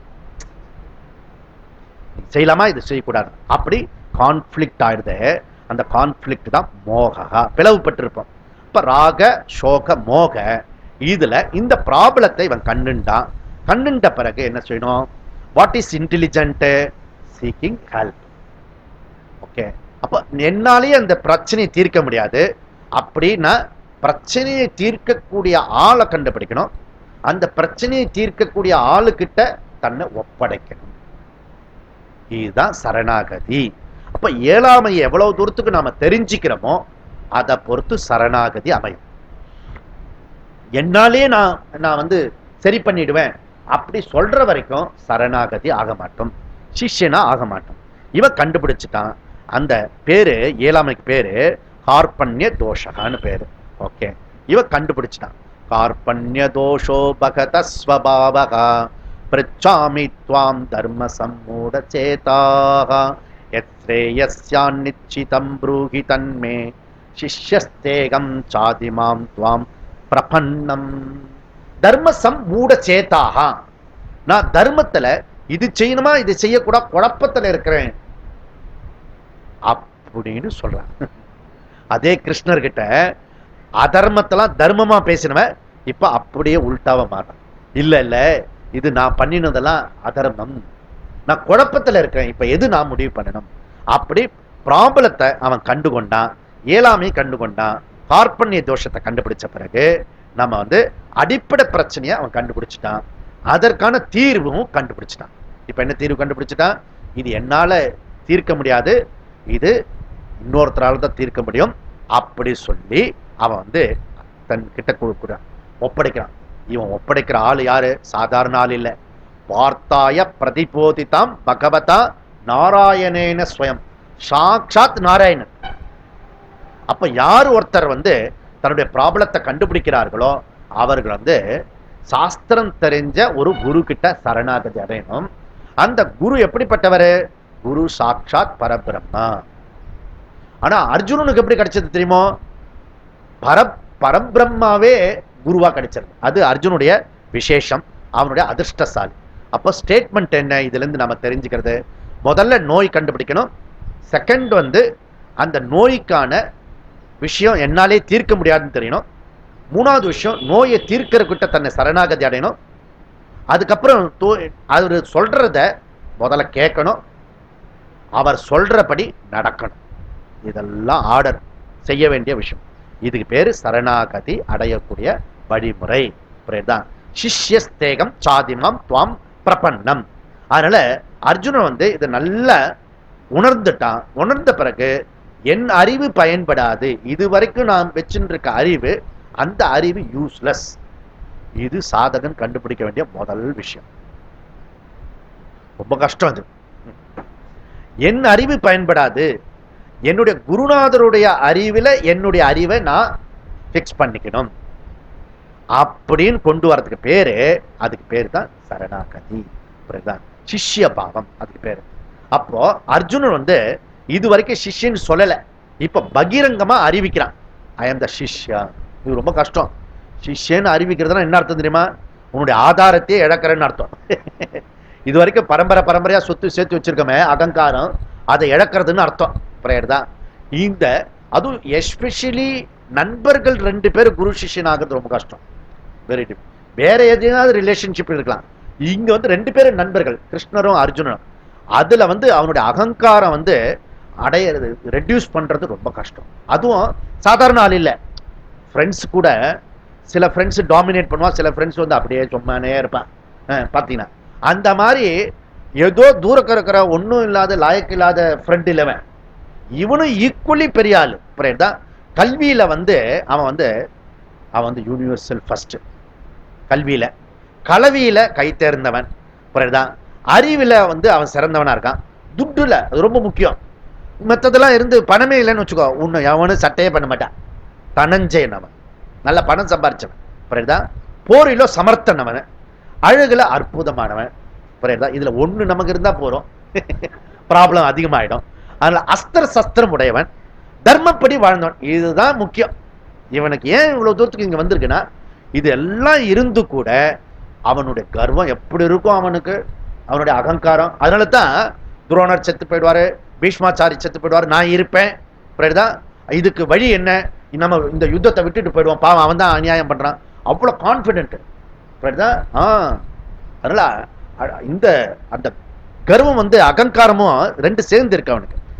இதுல அவன் வந்து தர்மத்துப்படி வாழ்ந்துட்டான், அதர்மமா போய் பழக்கம் இல்லை அவனுக்கு. அதனால அவனுக்கு கண்டுபிடிக்க முடிந்தது. அகங்காரம் அடிபணிந்தது. அகம் சிஷ்யா அப்படின்னு சொன்னான். ரொம்ப கஷ்டமான விஷயம். உலகத்திலேயே சிஷ்யகா ஆகிறது கஷ்டம், வெரி டிஃபிகல்ட். அதெல்லாம் சுலபம் சுவாமி, ரொம்ப சுலபமா தெரியும். சிஷ்யனா இருக்கிறது என்ன, முதல்ல உன்னுடைய ஈகோவை டோட்டல் சரண்டர் பண்ணணும். அதனால இங்க பகவான் என்ன பண்ணாரு, இது வரைக்கும் அவன் ஈகோ ஃபெலோவா இருக்கிற வரைக்கும் பகவான் எப்படிப்பட்டவர, சாரதி, டிரைவர், ஓட்டுநர் தான். அவன் தான் எஜமானனா இருந்தான். அதனால கிருஷ்ணர் இருக்காரு இங்க வந்து, இப்போ கிருஷ்ணம் வந்து ஜெகத்குரு. இப்போ வந்து கிருஷ்ணர் இவனால ஜெகத்குரு ஆயிட்டார். இது வரைக்கும் வெளி உலகத்துக்கு தெரியாம இருந்தவரை அர்ஜுனன் மூலியமா வெளி உலகத்துக்கு தெரிய ஆரம்பிக்கிறார். புரியுதா? இல்லைன்னா ஏதோ ஒரு புராண கதை படிச்சுட்டு போயிட்டு இருப்போம். புரியுதா? பகவத்கீதை இருக்கிற வரைக்கும் இது வந்து வேதம் பின்னாடி உள்ளது. அதனால இந்த பகவத்கீதையும் வேதமும் இருக்கிறதுனால கிருஷ்ணரும் இருந்துட்டே இருப்பார். இல்லைன்னா என்ன ஆகும்னா, ஏதோ ஒரு அவதாரம் வந்தது போச்சு அப்படின்னு மாதிரி ஆயிடும். புரியுதா? ஏன் இந்த உலகம் முழுக்க எல்லாரும் கேட்கறாங்க, படிக்கிறாங்க, இந்த கீதை இருக்கு. இந்த கீதையை சொன்னதுனால அவரு குருவாயிட்டாரு. யாரெல்லாம் இந்த கீதையை கேட்கிறார்களோ அவர்களுக்கெல்லாம் குரு கிருஷ்ணன். அதனால ஜெகத். அதனால இவர் எப்படிப்பட்டவர், ஒரு காம்ப்ளெக்ஸும் இல்லாதவர் கிருஷ்ணர். அவருக்கு வந்து மாடு மேய்க்கிற தொழில் வந்ததுன்னு வச்சுக்கோ, மாடு மேய்ப்பாரு. டிரைவர் தொழில் வந்ததுன்னு வச்சுக்கோ, தேர் ஓட்டுவார். இந்த தேர் ஓட்டுறதுனாலயோ மாடு மேய்க்கிறதுனாலயோ அவருக்கு இன்ஃபீரியாரிட்டி காம்ப்ளெக்ஸ் வராது. இல்லட்டு இப்ப டீச்சர் இவர், அதனால சுப்பீரியாரிட்டி காம்ப்ளெக்ஸ் வராது. ஒரு முதல் மரியாதை கொடுத்தா அந்த ராஜசூயாகத்துல, அதனால அதுல சுப்பீரியாரிட்டி காம்ப்ளெக்ஸ் கிடையாது. அப்ப 2 காம்ப்ளெக்ஸ் கிடையாது, இன்ஃபீரியாரிட்டி காம்ப்ளெக்ஸ் கிடையாது, சுப்பீரியாரிட்டி காம்ப்ளெக்ஸ் கிடையாது. நீங்க யோசிச்சு பாருங்க, ஒரு 10 நாளைக்கு இன்ஃபீரியாரிட்டி காம்ப்ளெக்ஸ் கிடையாது, சுப்பீரியாரிட்டி காம்ப்ளெக்ஸ் கிடையாது. அப்படி டெலிபரேட்டா இருந்து பாருங்க, துன்பமே இருக்கு. இதுதான் சீக்ரெட். அதனால பகவான் எப்பவுமே அவர் எப்படி இருப்பாரு, பிரகசன்னிவ பாரத, பிரகசன்யம் புன்முறுவலோடு இருக்காரு. ஏன் காம்ப்ளெக்ஸ் கிடையாது அவருக்கு. எந்த காம்ப்ளெக்ஸ் கிடையாது. எந்த இடத்துல இருப்பாரு, ஒரு சாதாரணமா ஒண்ணுமே இருக்காது, சாதாரணமா இருப்பார். எவ்வளவு பெரிய ஆளு, அஸ்திர சஸ்திரம் தெரியும், அஷ்டமா சித்தி வேற தெரியும் அவருக்கு. புரியுதா? பகவான் வேற, சாட்சாத் அவதாரம் புருஷன். இத்தனை இருந்தும் கூட அவர் இருக்கிறதுக்கு காரணம் இன்முகத்துடன் இருக்கிறார். ஏன்? அவருக்கு காம்ப்ளெக்ஸ். அப்பேற்பட்டவனை இங்க வந்து அறிமுகப்படுத்துறார் சஞ்சயன், இன்முகத்தோடு இருக்கிறார் அப்படி சொல்லி. இது வரைக்கும் இப்படிப்பட்ட கிருஷ்ணர் கிட்ட இவன் சரண்டர் ஆயிட்டான், சரணாகதி. இது முதல் செக்ஷன் முடிஞ்சது. 2வது செக்ஷன் என்ன, ஞான யோகம். அண்ட் சாங்கியோகம். இது 11 இருந்து 38 வரைக்கும் ஸ்லோகம் சொல்றது.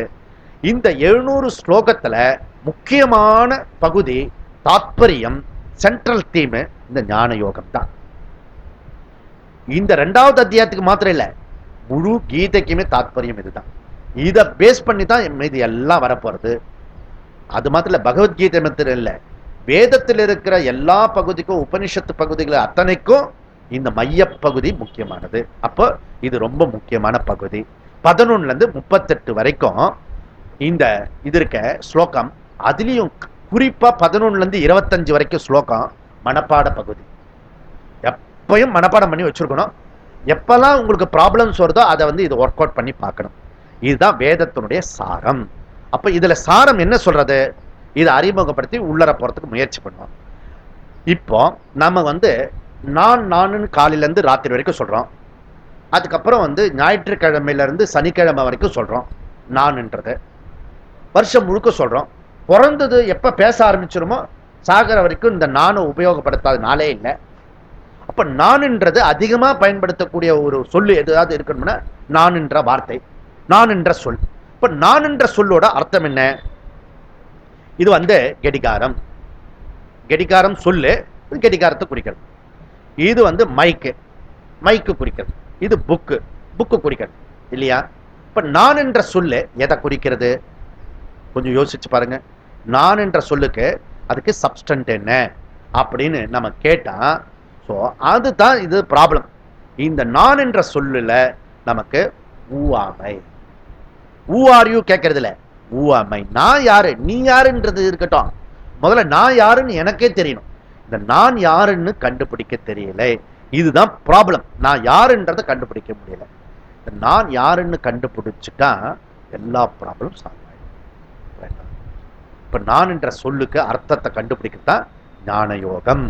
அதனால இவன் என்ன ஆயிட்டான், கார்பண்ய தோஷோ பகதஸ்வபாவகா பிருச்சாமி துவாம் தர்ம சம்மூட சேதாக யத்ஸ்ரேயஸ்யா நிச்சிதம் ப்ரூஹி தன்மே சிஷ்யஸ்தேகம் சாதிமாம் துவாம் பிரபன்னம். பிருச்சாமி கேட்கிறேன் கிருஷ்ணா, உன்னை கேட்கிறேன். துவாம் பிருச்சாமி உன்னை தான் கேட்கிறேன். என்ன கேட்கிறேன்? எத்து நிச்சிதம் ஸ்ரேயஸ்யாத், எது நிச்சயமான சாதனையோ அதை எனக்கு சொல்லு. தது தம் தது மே ப்ரூஹி. ப்ரூ ப்ரூ போன்விட்டெல்லாம் சொல்லக்கூடாது. ப்ரூஹினா சொல்றார், சொல்லுங்கள் அப்படின்னு அர்த்தம். எனக்கு எந்த சாதனை உறுதியானதோ நிச்சயமானதோ அந்த சாதனையை கூறுங்கள் அப்படின்னு சொல்றேன். ஸ்ரேயஸ் குடு அப்படின்னு சொல்றாரு. ஏன்னா அகம் சிஷ்யஸ்தேகம் சாதிமாம் துவாம் பிரபன், நான் உங்களோட சிஷ்யன் ஆயிட்டேன், உங்களை சரணகதி அடைஞ்சிடும். வாயை திறந்து சொல்றான். இப்படி சொல்லணும், மௌடிகமா இருக்கக்கூடாது. அவருக்கு எல்லாம் தெரியாத, அவர் தான் திரிகால ஞானியாச்சே, நம்மள ப்ராப்ளம் தெரியுமா? சொல்லுங்க சாமி. அந்த சாமி சொல்ல மாட்டார். அவனா வெட்டினரி டாக்டர் அவரு. நீ தான் உன்னுடைய பிரச்சனையை வாயை திறந்து சொல்லணும். சொல்றதுக்கு கூட சில பேருக்கு ஈகோ இருக்கும். இப்ப நான் என்ன சொல்ல வரேன்னா, அந்த ப்ராப்ளம் இருக்க, அந்த ப்ராப்ளம் சமாளிச்சுட்டு வந்து சுவாமி, ஆனா அந்த ப்ராப்ளத்தை எப்படி சுவாமி எப்படி டீல் பண்றது? இந்த ஈகோ அத்தான இவனுக்கு தெரியாமே அந்த ஈகோ வெளியில் பண்றது டீச்சருக்கு நல்லா தெரியும். சரி பாட்டும் போட்டோம், அது அப்படி அவரும் அப்படி இருந்து தானே வந்திருப்பாரு இல்லையா? அவருக்கு இந்த இதெல்லாம் தெரியுமே. அதுதான் குரு யாருன்னா செலக்ட் பண்ண, அவர் முதல்ல சிஷ்யனா இருந்திருக்கணும். அப்பேற்பட்ட ஆளை தான் குருவா அடைஞ்சா சுலபம். புரியுதா? ஏன்னா அவருக்கு பிரச்சனை எல்லாம் தெரியும். அதனால இவன் சொல்லிட்டான், நான் சரணடைந்து விட்டேன் அப்படி சொல்லி இதுக்கு உபதேசம் பண்ணுங்கள் அப்படி சொல்லிட்டான். இந்த உபதேசத்திற்க இந்த எந்த சாதனை நான் செய்யணும் அப்படி ஸ்ரேயஸ் கேட்கிறேன். ஸ்ரேயஸ்ட பிரேயஸ்ட மனுஷ்ய பேதகா தம் சம்பிரீத்திய விபனிக்தி தீரா. எனக்கு ஸ்ரேயஸ் பிரேயஸ் இருக்கிறது, அதை பிரித்து பார்க்கணும் யாரோ அவன் தான் தீரகான்னு வேதம் சொல்றது. அந்த தீரகா மாத்திரம் இல்ல, அவன் தான் இன்டெலிஜென்ட் பர்சன். அவன் எது தேர்ந்தெடுக்கணும்? ஸ்ரேயோகி தீரகா பிரேயோகி மந்தகா. எது நன்மை பயக்கமோ, எது மோட்சம் கொடுக்குமோ அதை தேர்ந்தெடுக்கிறவன் இன்டெலிஜென்ட் பர்சன், விவேகி. எது இன்பத்து கொடுக்குமோ, உலகாயுத வாழ்க்கை தேர்ந்தெடுக்கிறானோ அவன் ஃபில்டர் இடியட், மந்தோஹோ அப்படின்ற யம தர்மராஜா. அதனால உபநிஷத்துல சொல்லக்கூடிய விஷயம். அதனால இதுல எனக்கு எது நான் யாருன்னு கண்டுபிடிக்கணும். இப்ப நான் ப்ராப்ளம் எங்க ஆயிடுச்சு, நான் உன்னுடைய சிஷ்யன் ஆயிட்டேன்னு சொன்னோன்னு பகவான் வந்து இப்போ ஆத்ம ஞானத்தை சொல்லப்படுறார். எது நிச்சயம், அந்த நிச்சயமான சொல்லு, சிரேயஸ சொல்லுன்னு சொல்லிட்டார். அதனால சிரேயஸ்னா வாழ்க்கையில அடைய வேண்டிய முடிந்த முடிவு. அது என்ன தெரியுமோ, நான் யாருன்னு கண்டுபிடிச்சிட்டா எல்லா ப்ராப்ளம் சால்வ் ஆகும். புரியுதுதான்? இப்ப நான் யாருன்னு உன்னை வந்து உனக்கு தெரியுமான்னு கேட்டா, என்ன வந்து எனக்கு தெரியாதா சுவாமி, என் பயோடாட்டா எல்லாம் தெரியாதா, அப்படி எல்லாரும் சொல்லுவாங்க. இப்படி கேள்வி கேட்டாலே கொஞ்சம் ஒரு மாதிரி யோசிப்பான் நம்ம கிட்ட வரத்துக்கு. உனக்கு தெரியுமா, ஒண்ணு என்ன எனக்கு தெரியாதா, நல்லா தெரியும், என்ன எனக்கு தெரியும், நல்லா தெரியும். புரியுதுதான்? அதுல ஒரு பழைய பழம் பாடல் ஒண்ணு சொல்றது, என்ன சொல்றது, ஒரு ஈ வந்து தன்னை மறந்துடுத்து, நான் யாருன்னு ஈக்கு தெரியல. அதனால போற வரவங்க கிட்ட எல்லாம் கேட்கறது, நான் யாரு ப்ளீஸ் சொல்லுங்களேன், நான் யாரு அப்படி. ஐன்ஸ்டீன் வந்து ஐன்ஸ்டீன்ல ஆமா, ஸோ ஒரு நாள் மறந்து அவர் வந்து ஒரு இடத்துக்கு போனோம், அவர் மறந்து போயிட்டார் நான் யாருன்னு. நான் ஒரு இடத்துக்கு போகணும் அப்படின்னாரு. எந்த இடத்துக்கு போனோம் அதுதான் தெரியாது அப்படின்னு. இப்ப நீங்க யாரு, ஐன்ஸ்டீன். ஓ அவ்வளவு பெரிய ஆளா அப்படின்னு அவர் கொண்டு போய் விட்டாங்க. அந்த மாதிரி இந்த ஈக்கு நான் யாருன்னு தெரியும், மறந்து போச்சு. அதனால எல்லாருக்கிட்டே கேட்கறது, கற்கை நன்றே கற்கை நன்றே கன்றின் தாயே என் பெயர் என்ன, கன்று மேய்க்கும் இடையா என் பெயர் என்ன, கோளை வளர் இடையன் கைகோளே என் பெயர் என்ன, கோளை வளர்த்த கொடிமரமே என் பெயர் என்ன, கொடிமரத்தின் மேலுள்ள கொக்கே என் பெயர் என்ன, கொக்கு நீராடும் குளமே என் பெயர் என்ன, குளத்தில் வாழும் மீனே என் பெயர் என்ன, மீனை பிடிக்கும் வலையா என் பெயர் என்ன, வலையின் கீழ் அந்த மீனை பிடிக்கும் வலையா, வலையின் கீழ் உள்ள சட்டியே என் பெயர் என்ன, சட்டி பண்ணும் குயவா என் பெயர் என்ன, குயவன் மண் எடுக்கும் பள்ளமே என் பெயர் என்ன, பள்ளத்தில் முளைக்கும் புல்லே என் பெயர் என்ன, புல்லை தின்னும் குதிரையே என் பெயர் என்ன, அது நாயை தொடர்ந்து சொல்லிச்சு. குட். அது போல இது வந்து ஈக்கு இல்ல, மனுஷனுக்கு அது உள்ள பிரச்சனை, நான் யாருன்னு தெரியல. தான் அதனால இப்ப வந்து நாம என்ன சொல்றோம், நான் நடந்து வந்தேன் அப்படி சொல்றோம். நான் நடந்து வந்தேன், நல்லா கேட்டு, நான் நடந்து வந்ததை எதை சொல்றோம், கால் நடந்தது, உடம்பு நடந்தது சொல்றோம். புரியுதா? எனக்கு ஜுரம் அப்படி சொல்றோம், அப்படின்னு அர்த்தம் எதை சொல்றோம், உடம்பு சொல்றோம். புரியுதா? நான் நல்லா பார்த்துட்டு தான் வந்தேன், நல்லா பார்த்தேன், நல்லா கேட்டேன், அதை எதை சொல்றோம், சென்சஸ், புலன்களை சொல்றோம். ஓகே, நான் வந்து மகிழ்ச்சியில இருக்கேன், நான் துன்பத்தில் இருக்கேன், அப்ப சொல்லும்போது எதை சொல்றோம், மனசை சொல்றோம். எனக்கு நல்லா புரிஞ்சுது, நான் தெரிஞ்சுக்கிட்டேன், நான் டாக்டர், நான் இன்ஜினியர், அப்படிலாம் சொல்றது எது, புத்தியை சொல்றேன். யாரு, உடம்பா, புலன்களா, மனசா, புத்தியா, எல்லாம் சேர்ந்துதான் சுவாமி, எல்லாம் ஒண்ணுதான், எல்லாம் நான் தான், எல்லாம் தான் நான். இப்ப ஜலம் இருக்கு, வாட்டர் இருக்கு, நீர் இருக்கு, வெள்ளம் இருக்கிறது, தண்ணீர் இருக்கு, இதெல்லாம் சினானிமிஸ் சொல்லுவோம். அது போல எல்லாம் ஒண்ணா, வேற வேற தன்மை உடையது, வேற வேற இயக்கத்தை உடையது. கண்ணு வேலைய உடம்பு செய்யாது, உடம்பு வேலைய மனசு செய்யாது, மனசு வேலைய புத்தி செய்யாது. வேற வேற விஷயம், அது சினானிமிஸ் கிடையாது. அப்போ இவர் தான் கான்ஃபிளிக்ட் பர்சன். நான் என்ற சொல்லுல 100,000 அர்த்தம் சொல்றேன். புரியுதா? இப்ப சப்போஸ் வந்து இது வந்து புக், இத புக், இந்த புக் பாத்தீங்களா, புக் அப்படி சொன்னா எப்படி இருக்கும், குழந்தை வந்து சொன்ன ஃபூல் அப்படி சொல்லிட்டு போயிடும். அப்போ நான் என்றது எது கண்டுபிடிக்கணும். புரியுதா? அப்ப நான் என்றது யாருன்னு கண்டுபிடிக்க முக்கியமான விஷயம். அப்ப இதுக்கு ஒரு விஷயம் என்ன சொல்றாங்கன்னா, நான் என்றதை கண்டுபிடிக்கிறதுக்கு சாஸ்திரம் என்ன சொல்றது, ஒரு வழி சொல்லி கொடுக்குறது. அது என்னன்னா, எது வந்து ஆப்ஜெக்டோ அது சப்ஜெக்ட் கிடையாது, இல்லையா? ஆப்ஜெக்ட் சப்ஜெக்ட் கிடையாது. அதாவது அனுபவிப்பவன் அனுபவிக்கப்படுகின்ற பொருளிலிருந்து வேறானவன், பார்க்கிறவன் பார்க்கின்ற பொருளிலிருந்து பார்ப்பவன் வேறானவன், கேட்கிறவன் கேட்கின்ற பொருளிலிருந்து கேட்பவன் வேறானவன். சரியா? அப்போ அனுபவிக்கின்ற பொருள் ஆப்ஜெக்ட், அனுபவிப்பவன் சப்ஜெக்ட். அதனால இப்போ நான் எதெல்லாம் பார்க்கிறேனோ, எதெல்லாம் அனுபவிக்கிறேனோ, அதெல்லாம் நான் இல்லை. கரெக்ட்? ரொம்ப சுலபம். இந்த புக்கு நான் இல்லை, இந்த மைக்கு நான் இல்லை, இந்த ஃபேன் நான் இல்லை, இது எல்லாருக்கும் தெரியும். அதாவது இந்த உலகம் நான் இல்லை, இது எல்லாருக்கும் பாலப்பாடம். இது சொல்லிக் கொடுக்கணும். இதே சொல்லிக் கொடுக்கணும் குரு வந்து ரொம்ப பிராரப்தம்னு அர்த்தம். அடுத்தது என்ன அப்படின்னா, இந்த உடம்பு உனக்கு தெரியறதா தெரியலையா? உனக்கு தெரியறதா தெரியலையா? உடம்புல வலி இருக்கிறத அது தெரியறதா தெரியலையா? கலர்லாம் என்ன தெரியுது இல்லையா? ஐப்ரோ வர எத்தனை தடவை இப்படி இப்படி இப்படி இப்படி பண்ற தெரியுறதே. எப்ப தெரிஞ்சுண்டியோ உடம்பு நான் இல்லை, அது ஆப்ஜெக்ட். தெரிஞ்சுக்கிறவன் வேற. சரி, இப்ப வந்து எனக்கு பசிக்கிறது பசிக்கல அது தெரியுறதா தெரியலையோ? கண்ணு தெரியுறதா தெரியலையா? தெரியறது. அப்போ எது தெரியறதோ நான் புரிஞ்சுக்கிறேனோ அந்த ஆளு வேற, அந்த தெரிஞ்சிக்கிற வஸ்து வேற. அப்ப கண்ணு நான் இல்லை, சென்சஸ் நான் இல்லை. மனசுல இருக்க சுக துக்கம் எனக்கு தெரியுறதா தெரியலையா? நன்னா தெரியுது.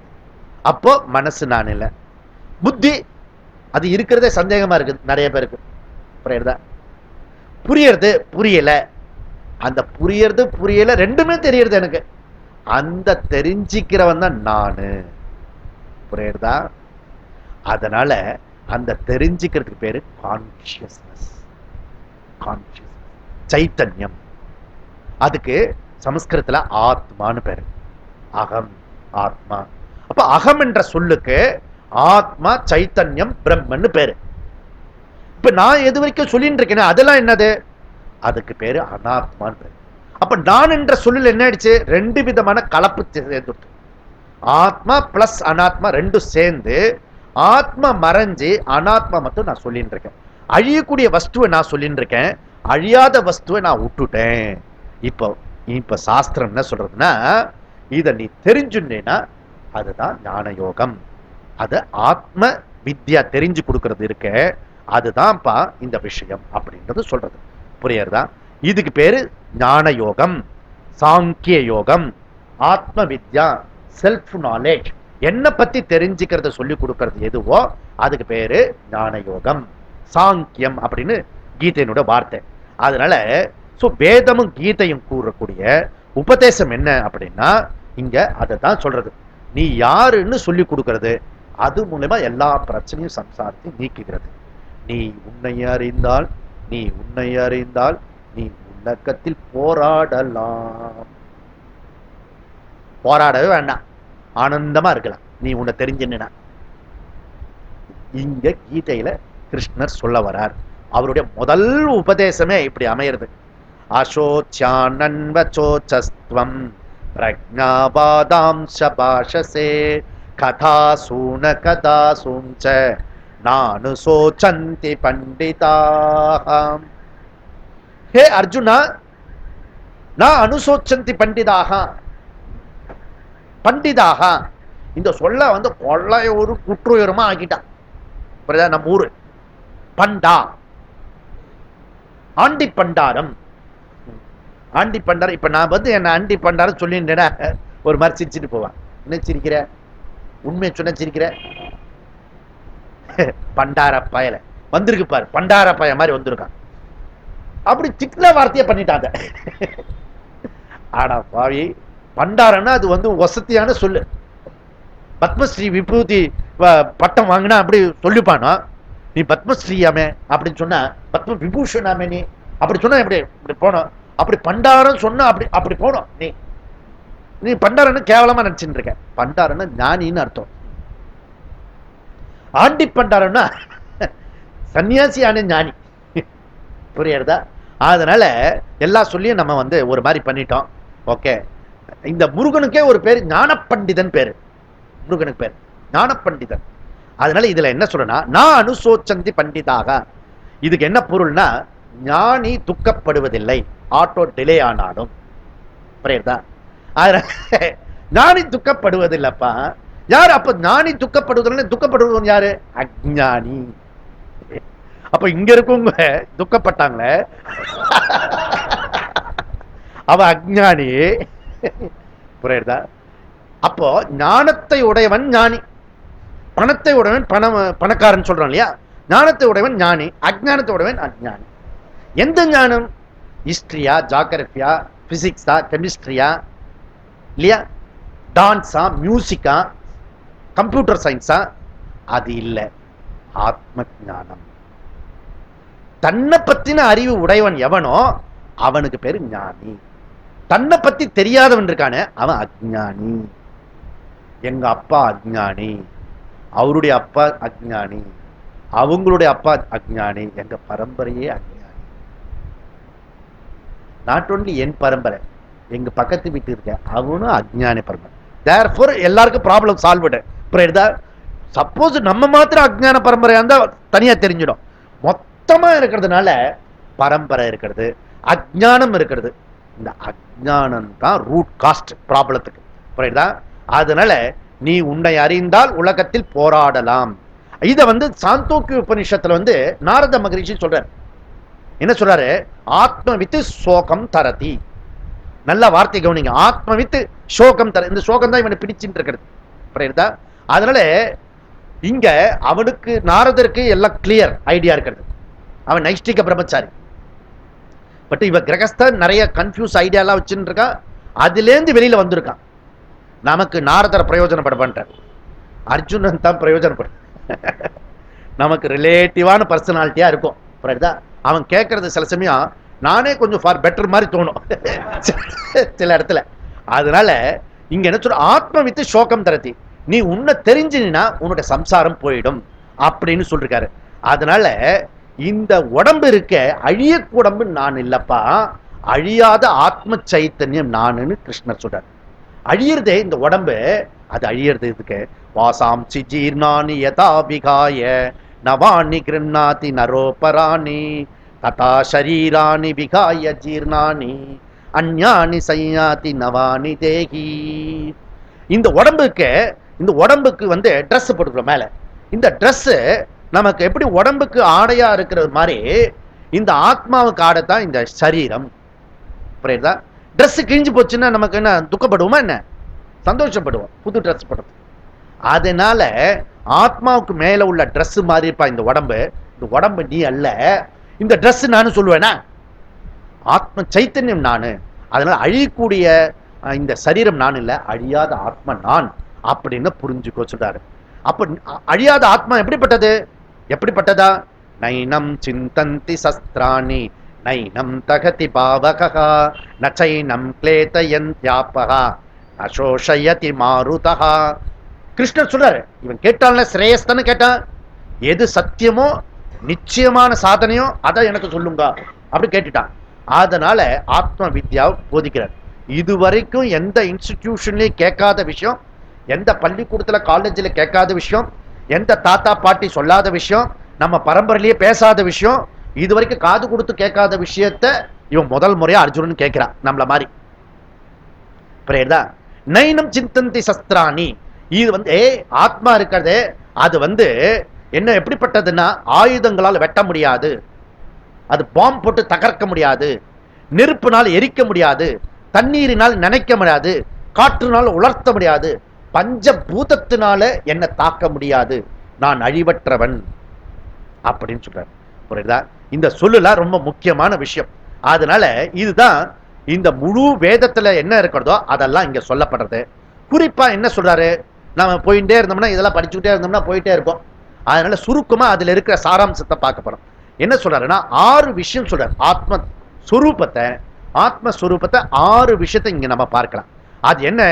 இப்ப சொரூபம்னா என்ன? சுபாவம் வேற, சொரூபம் வேற. சொரூபம்னா என்னன்னா, இப்ப அக்னியோட சொரூபம் என்ன அப்படின்னா, அதுக்கு லைட் அண்ட் ஹீட். புரியுதா? லைட் அண்ட் ஹீட் அதனுடைய சொரூபம். அது சுடும், அப்புறம் பிரைட் லைட் ஆகும், வெளிச்சம் கூட்டம். அது அக்னியோட சொரூபம். அது போல ஆத்மாவுடைய சொரூபம் 6 விதமா பார்க்கலாம். அப்படி கிருஷ்ணர் சொல்றார். என்ன? நம்பர் 1 ஆத்மா நித்யகா. ஆத்மா நித்யகா, நீ என்றும் உள்ளவன். நான் என்ன சொல்லணும்? இந்த கீதையை படிச்சா அகம் நித்யகா, நான் அழியாதவன் அப்படின்னு புரியணும். ஃபர்ஸ்ட் விஷயம். செகண்ட் விஷயம், அகம் சத்யகா. புரியுதா? சத்துனா நான் எப்பொழுதும் இருக்கிறேன். புரியுதா? எப்பொழுதுமே மாறாதது சத்தியம் நானு. அப்படி நான் பாவகா வித்யதே சதகா. ஓகே, நான் எப்பொழுதுமே இருக்கிறேன், எல்லாமே எக்ஸிஸ்டன்ஸா இருக்கிறேன் அப்படி சொல்றேன். அதனால ஆத்மா சர்வகதகா அப்படி சொல்றேன். ஆத்மா சர்வகதகா, கான்சியஸ் இஸ் ஆல் பர்வைடிங். இந்த இந்த கான்சியஸ் இருக்க அது எல்லா இடத்திலையும் பரவி இருக்கிறதப்பா, அப்படி சொல்ற. ஆத்மா சர்வகதா, புரியுதா? நான் எங்க இருக்கேன்? எல்லா இடத்துலயும் இருக்கேன். நான் இங்கதான் இருக்கேன், அங்கேயா இருக்கேன். நான் இந்த உடம்பையா சொன்னேன், நான் ஆத்மா சொன்னேன். இப்ப இது இது என்னது? கை. எல்லாருக்கும் தெரியும் கையோட என்ன இருக்கிறது? கையோட சேர்ந்து அழுக்கு இருக்குன்னு சொல்லக்கூடாது. கையோட சேர்ந்து வெளிச்சம் இருக்கு. வெளிச்சம் பிளஸ் கை, கரெக்ட்? எப்படி சொல்ல முடியும் வெளிச்சம் பிளஸ் கை? இருட்டில் போய் கையை காட்டுறேன்னு வச்சுக்கோ, தெரியுமா உனக்கு? அப்போ வெளிச்சமும் கையும் இருந்தா தான் உனக்கு முடியும். வெளிச்சம் புக் இருக்கணும், வெளிச்சம் மைக் இருக்கணும், அப்பதான் உனக்கு தெரியும், புரியுறதா? அப்போ ரெண்டு விஷயம் இருக்கிறது. நீ பார்க்கிற விஷயத்தெல்லாம் வெளிச்சம் இருக்கு, அதோட பொருள் இருக்கு. இப்போ இந்த கை இருக்கு, வெளிச்சம் இருக்கு, இது புரிஞ்சுது இல்லையா? வெளிச்சமும் கையும் சேர்ந்து இருக்கிறது, இது உங்களுக்கு புரியும். இப்போ இந்த இடத்துல என் கையை எடுத்துட்டேன்னு வச்சுக்கோங்க, இங்க என்ன இருக்கும்? இந்த இடத்துல என்ன இருக்கும்? வெளிச்சம் இருக்கு, இருக்கு, தெரியுதா? பாரு, ஒரு நாள் பார்க்க, புரியுதா? அப்போ வெளிச்சம் ஆல் பர்வைடிங். அந்த உடம்பு சம்பந்தப்பட்ட விஷயம் லொகேட்டட். ஆனா ஆத்மா சர்வகதா, புரியுதா? அதனால இது வந்து பரமார்த்தானந்த சுவாமிஜி வந்து அடிக்கடி சொல்ற உதாரணம் இது, இந்த உதாரணம் கை வெளிச்சம். அதனால நெக்ஸ்ட் விஷயம் என்ன? ஆத்மா அப்பிரமேயா. அப்பிரமேயனா இது அனுபவிக்கக்கூடிய பொருள். ஒரு நாள் ஆத்மாவை நான் போகும்போது ஆத்மாவை கண்டுபிடிச்சிட்டேன் சுவாமிஜி, நான் இன்னைக்கு ஆத்மாவை பார்த்தேன், நான் ரொம்ப நாள் சொல்லிட்டு இருந்தீங்களே, கண்டுபிடிச்சிட்டேன். கண்டுபிடிச்சிட்டியா? ஆத்மாவை ஒரு நாள் தெரிஞ்சிக்க முடியாது. தோ ஆத்மா இங்க இருக்கு அப்படின்னு சொல்ல முடியாது. ஏன்? அந்த ஆத்மா நீ அப்பிரமேயா.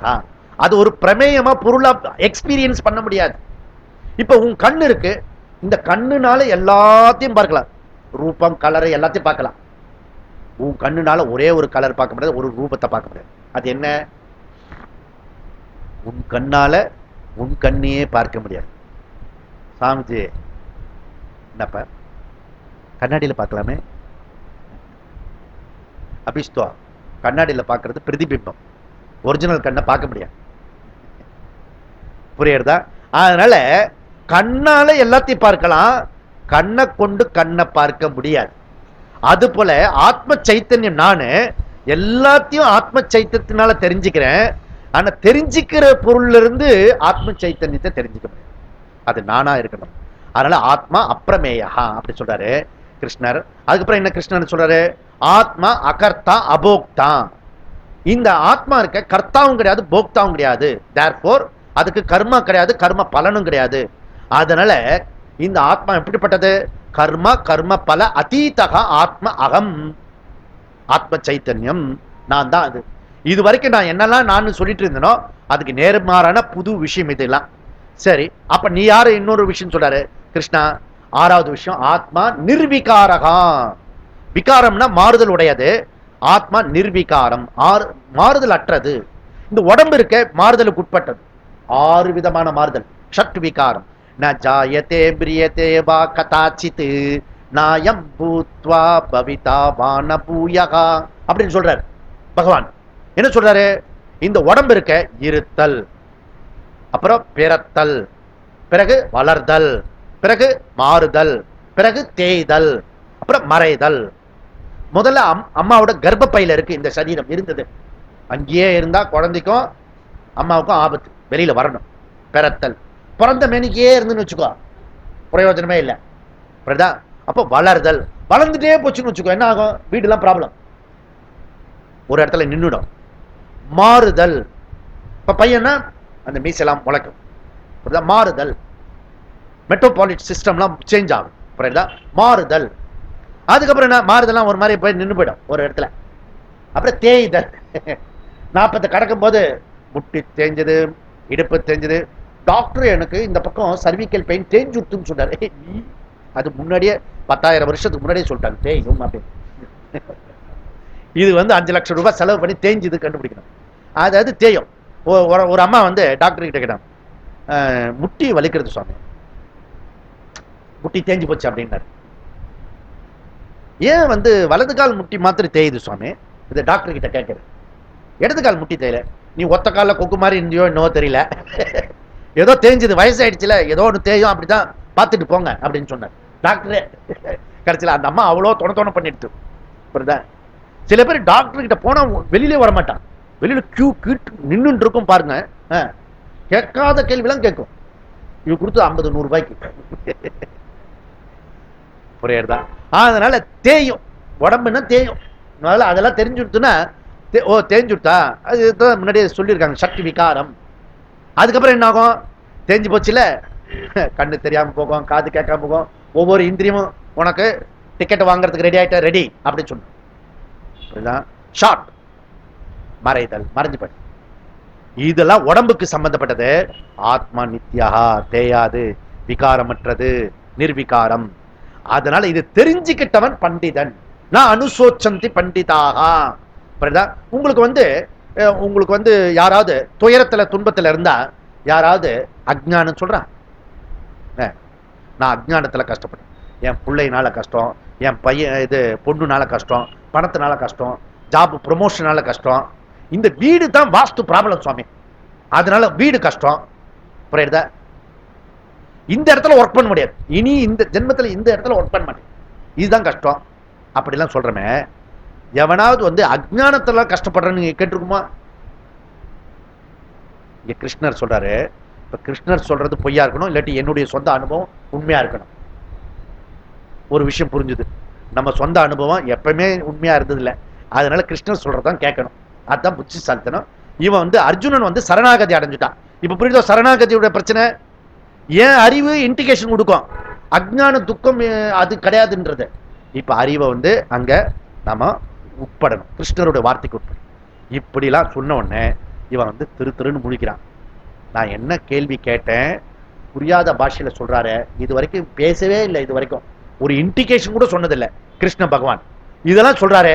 அப்ப இவனுடைய விஷயம் புரிஞ்ச உடனே இந்த விஷயத்த அவர் சொல்றாரு, ஏ அர்ஜுனா, இதை புரிஞ்சுக்கிறதுக்கு கொஞ்சம் யோக்கியத்தை வேணும். அதனால இந்த யோக்கியத்தை அடையறதுக்கு முதல்ல வந்து ஞான பிராப்திக்கு விரும்பினா, இப்ப என்ன வேணும்? ஞான பிராப்தி பிரயோஜனப்படாது, வராது, ஞான யோக்கியதா பிராப்தி வரணும். ஞான பிராப்திக்கு முன்னாடி ஞான யோக்கியதா பிராப்தி அடையணும், அதுதான் முடியும். ஞான யோக்கியதா பிராப்தி அடைஞ்சாதான் ஞான பிராப்தி அடைய முடியும். அதனால 3வது தலைப்பு வந்து கர்மயோகம். எவ்வளவு அழகா கொண்டு போறேன். முழு வேதத்தையும் இந்த 2வது அத்தியாயத்துக்குள்ள வந்துடுது. புரியுதா? 2வது அத்தியாயம் போறோம், அதுக்கப்புறம் இந்த 2வது அத்தியாயத்துல தான் விளக்கம் தான் மீதி பகுதியெல்லாம். அதனால ஏஷ சர்வேஷு பூதேஷு கூட்டகா ஆத்மா ந பிரகாசத்தே. ஏன் சுவாமி, ஆத்மா தான் நான் தெரிஞ்ச பிறகு ஏன் எனக்கு ஆத்மா தெரிய மாட்டது? இது எல்லாருடைய கேள்வி. ஆத்மா தான் நானுன்னு தெரிஞ்சா எனக்கு தெரியணும்ல. இப்ப உடம்பு தெரியுது, மனசு தெரியுது, இதெல்லாம் தெரியுது, ஆத்மா தெரியணும்ல, நன்னா தெரியணும்ல. அதுதான் நானு தான் வேற இருக்கிறதுனால, அதுதான் எல்லாமே இருக்கிறதுனால எனக்கு தெரிஞ்சிருக்கணுமே. உபநிஷத் சொல்றது, எல்லா உயிரினங்களிலும் அது மறைந்திருந்த போதிலும் ஆத்மா ஏன் தெளிவாக தெரியவதில்லை? உபநிஷத்தை கேள்வி கேட்கிறது. அது என்ன சொல்றது? திருஷ்யத்தே து அகர்த்தையா புத்தயா சூக்ஷ்மையா சூக்ஷ்ம தர்ஷிபிகி. உபநிஷத் சொல்றது, வேதம் இதுப்பா சூக்ஷ்ம புத்தி உள்ளவர்கள் மட்டுமே இது அடையப்படுகிறது, கட்டோபனிஷத். புரியுதா? அதனால யம தர்மராஜா சொல்றாரு, கச்சித் தீரஹா பிரத்யேகாத்மானம் ஐக்ஷத்து. யார் ஒருத்தர் விவேகியோ அவன் தான் இந்த ஆத்மாவை, தன்னுள் இருக்கும் ஆத்மாவை அறிந்து கொள்கிறான். ஏன்? ஆவிருத்த சக்ஷுகு அமிர்தத்துவம் இச்சன். அவன் வந்து தன்னுடைய தகுதி அடைந்துட்டான், வெளிப்புறமாக போகின்ற இந்திரியங்களை அடக்கி ஒடுக்கி தன்னுள் தானாக அறிந்து கொள்கிறான். அப்ப தன்னை அடக்கினவனுக்கு தானாக தன்னை பத்தி தெரியும். தன்னை அடக்காதவனுக்கு ஒரு நாளும் தெரிஞ்சுக்க முடியாது, அவ்வளவு சீக்கிரட்டா வச்சிருக்கு இந்த ஆத்மா. புரியுதா? அதனால ஞான யோகியதை ஃபர்ஸ்ட் வரணும். அதுக்கு ஃபர்ஸ்ட் என்ன வேணும்? இந்த ஞான யோகியதை வரதுக்கு கர்மயோகம் நமக்கு உபயோகமாகணும். அதனால பகவான் என்ன சொல்றாருன்னா, ஏஷத்தோ பிஹிதா சாங்கியே புத்திர் யோகோ விமாம் சுனு. ஏ அர்ஜுனா, இதுவரைக்கும் உனக்கு வந்து ஞான யோகத்தை சொன்னேன், இனி நான் சொல்ல போறது கர்மயோகம். புரியுதா? அந்த கர்மயோகத்து மூலியமா சாதன சதுஷ்டயம் என்ற தகுதி கிடைக்கும். என்ன சாதன சதுஷ்டயம்? விவேகம், வைராக்கியம், சமாதி சக்க சம்பத்தி, முமுக்ஷுத்துவம், இதுதான் தகுதி. ஒண்ணுமே புரியல சுவாமி, பிறகு விளக்கம். இப்ப விளக்கம் கொடுக்க முடியாது, நேரம் ஆயிடுச்சு. அதனால அடுத்தது என்ன, இந்த கர்மயோகமும் தியானமும் நமக்கு பண்ணிட்டோம்னா நமக்கு தகுதி வந்துடும். அப்போ இந்த ஆத்மாவை தெரிஞ்சுக்கிறதுக்கு 5 விதமான சாதனைகள் இருக்கு. என்னென்ன சாதனை அப்படின்னா, கர்மயோக சாதனை, உபாசனா அல்லது தியான யோக சாதனை, அப்புறம் 3வது சிரவணம் கேட்டல், 4வது மனனம் சிந்தித்தல், அதுக்கப்புறம் நிதித்தியாசனம் அது நிஷ்டையாக்குதல். இதுதான் 5 சாதனை. எது கர்மயோகம்? சிம்பிளா சொல்லிடுங்களேன், சுருக்கமா நாங்க புரிஞ்சுக்கிறோம். இந்த கர்மயோகத்தை நீங்க சுருக்கமா பார்த்துட்டு விரிவா அடுத்த அத்தியாயத்துல கர்மயோகம் தலைப்பே இருக்கு, அங்க விரிவா நம்ம பார்க்கலாம். Proper action and proper attitude, முறையான செயல், முறையான பாவனா, அதுக்கு பேர் கர்மயோகம். உத்தம கர்மம், இந்த கர்மா இருக்க, முறையான கர்மா, ப்ராப்பர் ஆக்ஷன் இருக்க, 3 விஷயம் இருக்கு கர்மா. உத்தம கர்மா, மத்தியம கர்மா, அதம கர்மா. இன்னொரு வார்த்தையில சொன்னா சாத்வீக கர்மா, ராஜச கர்மா அண்ட் தாமச கர்மா. சாத்வீக கர்மானா என்ன அப்படின்னா, எது சாத்வீகம் அப்படின்னா, சுயநலம் கொஞ்சம் கூட இல்லாம பொது நலமா மற்றவங்களுக்காக மற்றவங்களுடைய நற்பயனை சிந்திச்சு செயல்படுகிறவர்கள் எதுவோ அவர்கள் செயல் பண்ணுவது அனைத்தும் சாத்விக கர்மா. மனசு நிஷ்காமிய கர்மா சமஸ்கிருதத்துல சொல்றது, அதுக்கு பேரு இதுதான் ப்ராப்பர் ஆக்ஷன். மனம் விரிவடைஞ்சுட்டே போகணும். என் குடும்பம், என் குழந்தை, என் குழந்தை, என் குடும்பம், இதுல இருந்து கொஞ்சம் விரிவடைஞ்சு போகணும். அந்த மனசு சமுதாயமா விரிவடையணும், அந்த மனசு தேசமா விரிவடையணும், அந்த மனசு உலகமா விரிவடையணும், அந்த மனசு பிரபஞ்சமா விரிவடையணும். அதுக்கு பேரு ப்ராப்பர் ஆக்ஷன். வாடிய பெயரை கண்ட போதெல்லாம் வாடினேன்னு சொன்னார் வள்ளலார். அந்த மனசு விரிவடைஞ்ச மனசு. அமெரிக்க பிரசிடென்ட் இவர் இருக்காரு, அப்ரஹாம் லிங்கன். அப்ரஹாம் லிங்கன் அவர் செனட்டுக்கு போகும்போது வழியில ஒரு பன்னிக்குட்டி சகதியில விழுந்துட்டு எல்லாரும் முடிச்சுட்டு இருக்காங்க. ஆனா இவர் அந்த பேண்ட் ஷூட்ல பிரசிடென்ட் கீழே இறங்கி அந்த பன்னிக்குட்டியை தூக்கி விட்டுட்டு போறாரு. எல்லாரும் உலகமே பாராட்டுறது, என்ன காருண்யம், என்ன காருண்யம், இது காருண்யம் இல்ல, என்னுடைய துன்பத்தை நான் போக்கினேன் அப்படின்னார் அப்ரஹாம் லிங்கன். அதனுடைய மனவேதனை நான் போக்கல, என்னுடைய மனவேதனையை போக்கினேன். அது படுற கஷ்டம் என்னால தாங்கிக்க முடியல, ஏன் கஷ்டம் அப்பதான் தீரும். இது சொல்றது புரிஞ்சுக்கிறதுலாம் கஷ்டம். மனசு விரிவடைஞ்ச மனசுதான் இது புரியும். அதனால சாத்வீகம்னா சுயநலமற்ற செயல், தன்னலம் கருதாது பிறர் நலத்துக்காக உழைத்தல். அது பாரதியோட வார்த்தையில் சொன்னா ஊருக்கு உழைத்தல் யோகம் அப்படின்றார். அதனால இது உத்தம செயல். 2வது ராஜச கர்மம்னா என்ன, மத்தியமம். இவன் எப்படிப்பட்டவன், சுயநலனா சுயநலம், வடிக்கெடுத்த சுயநலம். நான் வீடு அவ்வளவுதான், ப்ரமோஷன், பணம் எல்லாத்தையும், ஒரு சல்லி காசு கூட இன்னொருத்தருக்கு செலவு பண்ண மாட்டான். அப்படிப்பட்டவன் இருக்கான அவன் ராஜச கர்மம். ஓகே. அதனால இவன் மத்தவங்க கஷ்டப்படுறத பார்த்து ஏதாவது சொன்ன, அவன் தலையில எடுத்து அவன் கஷ்டப்படுறான், பிராரப்தம் அப்படி சொல்லிட்டு போயிட்டே இருப்பான். இன்னும் கேட்டா பகவான் பார்த்துப்பான், பகவான் தானே படிச்சான், பகவான் பார்த்துக்கிறான், நம்ம என்ன, நீ உன் வேலையை பார்த்துக்க, எல்லாம் தனக்கு மிஞ்சுதான் தர்மா இப்படிலாம் சொல்லுவான். அவனுக்குன்னு பிலாசபி செப்பரேட்டா இருக்குது. அவன் எல்லாம் சுயநலவாதி, அவன் ராஜச கர்மா. இந்த தாமச கர்மா இருக்கான அவன் அடாவடி பையன். அவன் என்னன்னா தன்னுடைய நலனுக்காக மற்றவங்களுடைய இம்சப்படுத்துறது, மற்றவங்களை பயன்படுத்திக்கிறது, அவங்க கிட்ட புடுங்கிறது, அவனை மோசடி பண்றது, எக்ஸ்ட்ரா அவங்க கிட்ட துன்புறுத்தி பறிச்சுடுறது. அதனால சுயநலவாதி இருக்கான ராஜச, அவன் மற்றவங்களை துன்புறுத்த மாட்டான். நான் வீடு எல்லாம் இருக்கு, ஒரு அம்மாஞ்சி குடும்பம். புரியுதா? அதனால சமுதாயத்துல எப்படி இருக்கிறதோ அதுக்கேற்ற மாதிரி தலைவர்கள் வருவாங்க. சுயநலவாதிகள் கும்பல் நிறைந்த இடத்துல அக்கிரம தலைவர்கள் உருவார்கள். ஏன்னா அவன் கொஞ்சம் உஷாரா வெளியில வருவான். புரியுதா? அவன் தான் வருவான். அதனால பழைய காலத்துல முடியாட்சியில யதா ராஜா ததா பிரஜா. இப்ப நம்ம குடியாட்சியில இருக்கோம், யதா பிரஜா ததா ராஜா.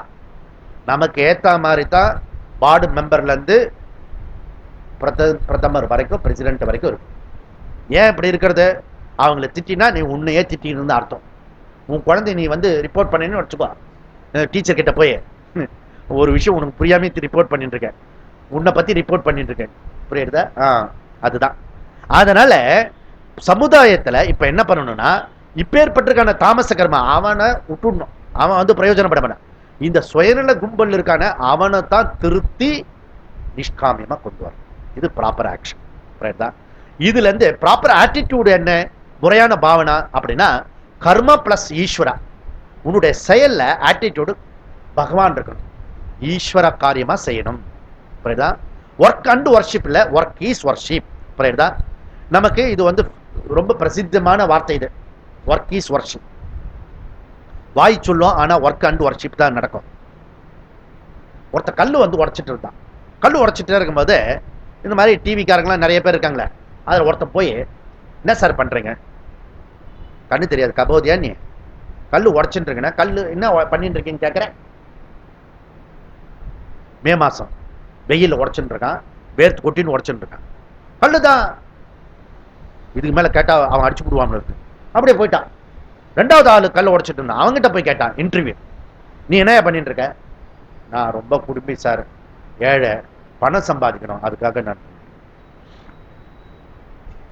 மூணாவது ஆளு கல் உடைக்கும் போது ஆனந்தமா உடைச்சிட்டு, பாட்டு பாட்டுன்னு குதிச்சுட்டு ஜாலியா உடைச்சிட்டு, அதே கல்லுதான், அதே மே மாசம் தான். நீ என்ன பண்றீங்க, கோயில் கட்டின்னு இருக்க சார். ஒருத்தன் கடனேன்னு உடைக்கிறான், ஒருத்தன் கடமேன்னு உடைக்கிறான், ஒருத்தன் வந்து கடவுளேன்னு உடைக்கிறான். இந்த கடவுளேன்னு உடைக்கிறது தான் கர்மயோகம். அப்ப செயல் எல்லாம் நான் எப்படி செய்யணும், கர்ம யோகமா பண்றேன்னா கடவுளை கொண்டு வரணும் செய்யணும், அகங்காரத்தோட செய்யணும். அதுக்கப்புறம் எந்த செயல் பண்ணினாலும் ரிசல்ட் வரும், ரிப்போர்ட். அந்த ரிப்போர்ட் இருக்க, அந்த ரிப்போர்ட் பகவானுடைய பிரசாதமா இருக்கணும். புரியுதா? இப்ப நீ பெருமாள் கோயிலுக்கு போறீங்கன்னு வச்சுக்கோங்க, பெருமாள் கோயிலுக்கு போன பிறகு அங்க பிரசாதம் கொடுப்பாங்க, புளியோதரை கொடுப்பாங்க. சிவன் கோயிலுக்கு போனா சும்மா விபூதி கொடுத்துருவாங்க, புளியோதரை கொடுப்பாங்க. புளியோதரைக்கு போகும்போது கியூ நிற்கும், கியூல நிற்கும் போது எனக்கு பிடிக்காத ஆளு முன்னாடி நிற்கிறான்னு வச்சுக்கோ, பின்னாடி ஆளு தள்ளுவான், ஏ தள்ளாத, நான் அவனை தொட மாட்டேன். புரியுதா? அப்படி சொல்ல முடியாது. பிரசாதம் இடிச்சுட்டு தான் போகணும்.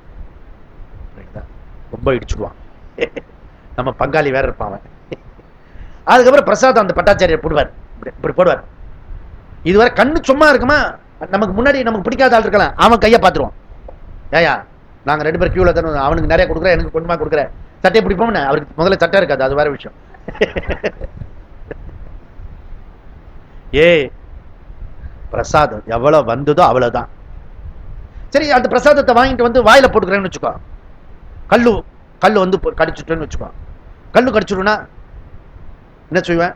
இப்ப சரவணா பவன் போறேன்னு வச்சுக்கோ, 100 ரூபாய் கொடுத்து சாப்பாடு கொடுத்துட்டு கல்லு வந்துட்டுனா பெருமாள் வந்தார் அப்படியே சொல்லுவான், ஒரே ஷவுட் பண்ணுவோம் இல்லையா, துட்டு கொடுத்துருக்கேன். ஆனா இங்க என்ன பண்ணுவான், பா சாலிக்கிறான் புரியுதுல? அப்போ எனக்கு விரோதமா நடந்தாலும், எனக்கு பிடிக்காத நடந்தாலும், குறைவாக இருந்தாலும், அதுல மாறுதல் இருந்தாலும் நான் பிரசாதம் இருக்குதான் ஈஸ்வர பிரசாதம். நீ செய்யக்கூடிய ரிசல்ட்ல இந்த புத்தி கொண்டு வரணும். அப்போ இப்படி செய்யறது எதுவோ அதுக்கு பேர் கர்மயோகம். கர்மண்யேவ அதிகாரஸ்த மா பலேஷு கதாச்சன மா கர்ம பல ஹேதுர்பூஹு மா தே சங்கோஸ்து கர்மணி அப்படி சொல்றாரு. அதனால இப்படி சொல்றாரு. அதனால இந்த இன்னொரு அழகான டெஃபினேஷன் கொடுக்கப்பட்டிருக்கு. சமத்துவம் யோக உச்சதே யோக கர்மசு கௌஷலம். இது ரெண்டும் ரொம்ப முக்கியம். அதாவது உன் மனசை சமாதானப்படுத்தி கொண்டு வரது, அப்படி செய்யறது எதுவோ அது ஸ்கில், அதுதான் திறமை கர்மயோகம். இப்ப கர்மயோகம் எல்லாராலும் செய்ய முடியாது, யாருக்கு டேலண்டட் பர்சனோ அவன் தான் செய்ய முடியும். யோகா கர்மசு கௌஷலம். அப்போ இந்த கர்மயோகம் இருக்க, அது வந்து 3 விஷயம் தான் கொடுக்கும். கர்மம் வந்து 3 விஷயம் தான் கொடுக்கும். புண்ணியத்தை கொடுக்கும், பாபத்தை கொடுக்கும், அதுக்கப்புறம் மன தூய்மையை கொடுக்கும், மோட்சத்தை கொடுக்காது. புரியுதா? அது நமக்கு கிளியரா நமக்கு புரியணும். அது என்ன கொடுக்கிறது? சாதன சதுஷ்டயம் கொடுக்கிறது. பகவான் சொல்றாரு, யதா தே மோக கலிலம் புத்திர் வெதிரிஷ்யதி ததா கந்தாசி நிர்வேதம் ஸ்ரோதவ்யஸ்ய ஸ்ருதஸ்ய ச. அப்படி கூட சாதன சதுஷ்டயத்தை கொடுக்கிறது கர்மயோகம். அதனால இதுவரைக்கும் நம்ம என்ன பார்த்திருக்கோம்? சரணாகதி, ஞான யோகம் அண்ட் கர்மயோகம். கர்மயோகம் 39 இருந்து 53. இனி பார்க்கக்கூடியது ஸ்தித பிரஜ்ஞ லட்சணம் 54 இருந்து 72. ஸ்தித பிரஜ்ஞனா யாரு அப்படின்னா ஜீவன் முக்தன், ஞானி. புரியுதா? நான் அனுசோச்சந்தி பண்டிதகா சொன்னார் இல்லையா, அப்படி அடைந்தவன் எவனோ முக்த புருஷன் அவன். இது 2 சொல்லு இருக்கிறது, பிரஜ்ஞகா ஸ்தித பிரஜ்ஞகா. அதனால 2 விதமா இருக்கிறது, அக்ஞக டு பிரஜ்ஞகா. அக்ஞகனா அஜ்ஞானி டு ஞானம். முதல்ல ஞானத்தை அடையறதுக்கான வழிமுறை, அந்த ஞானத்தை அடைஞ்ச பிறகு இருக்கக்கூடிய வாழ்க்கை முறை, அதை பத்தி சொல்றது. ஸ்தித பிரஜ்ஞன்னா அறிவை அடையிறது, அறிவை அடைஞ்ச பிறகு உள்ள நிலை, நிஷ்டை அடைஞ்ச நிலை அப்படின்னு சொல்றது. இந்த சமஸ்கிருதத்துல வந்து இதை ரெண்டா பிரிச்சுலாம். எப்படி பிரிக்கலாம்? ஸ்தித பிரக்ஞ சாதனானி, செகண்ட் வந்து ஸ்தித பிரக்ஞ லக்ஷணானி. அதனால ஸ்தித பிரக்ஞ சாதனம், how to convert your Gita studies into emotional strength. இந்த ஞானத்தை உன்னுடைய எமோஷனல் ஸ்ட்ரென்த் தான் எப்படி கன்வெர்ட் பண்ணணும். அறிவு கோபப்படக்கூடாதுன்னு சொல்றது, மனசு கோபப்படுறது. இந்த மனசு கோபப்படாம அறிவுல கிடைச்ச அந்த கோபப்படக்கூடாத அறிவை நான் பயன்படுத்துறது எதுவோ அதுக்கு பேர் ஸ்தித பிரக்ஞன். இதுல ஃபர்ஸ்ட் 3 விஷயம் சொல்றாரு அந்த அபியாசம். 3 விஷயம் அபியாசம் என்ன சொல்றாரு? இந்திரிய நிகிரகா, புலன் கட்டுப்பாடு, தமஹா சொல்றாரு. புலன்கள் வழியா எல்லாத்தையும் நீ உள்ள நுழைய விட்டேன்னா மனசு சஞ்சலமாகும். மனசு சஞ்சலமாச்சுன்னா கீதை கேட்க முடியாது. அதனால முதல் கட்டுப்பாடு புலன் கட்டுப்பாடு இருக்கணும். 2வது கட்டுப்பாடு என்ன இருக்கணும்? கிருஷ்ணர் சொல்றது மனோ நிகிரகா, மனக்கட்டுப்பாடு இருக்கணும். மனசுக்குள்ள வருது வந்து தாட் வரும். என்ன தாட் வரும்? யோசிச்சு பார்த்தா தெரியும். நெகட்டிவ் தாட் வரும், அது பரவாயில்ல ஒழிஞ்சு போறது. வல்கர் தாட் வரும்.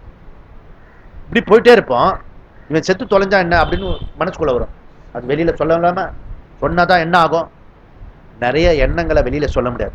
இந்த ஸ்கேன்லாம் சொல்றால, அந்த ஸ்கேன்ல படுக்க வச்சு ஆர்ட் எல்லாம் பார்ப்பார். உள்ளர ஆர்ட் என்ன ஃபங்க்ஷன் பண்றது அதுக்குள்ளரெல்லாம் பார்க்க முடியும், ஸ்கேன் பண்ண முடியும். மனசை பார்க்க முடியுமா? பார்த்தா என்ன ஆகும்? திருப்பி டாக்டர் கிட்ட போக மாட்டோம். அது கண்டுபிடிக்க முடியாது, இனிமேலுக்கு கண்டுபிடிக்க முடியாது. மனச பகவானுடைய சிருஷ்டி, அது சீக்ரெட். அந்த மனசுல பலவிதமான தாட்டு வரும். அந்த தாட்டு வருத உன் சம்ஸ்காரத்தை பொறுத்து இருக்கு. தாட்டு வர்றதை தடுக்க முடியாது, அது யாராலையும் தடுக்க முடியாது. புரியுதுதான்? அந்த தாட்டை வர எண்ணங்களை செயல்படுத்தாம இருக்கிறதுக்கு உனக்கு சக்தி இருக்கு.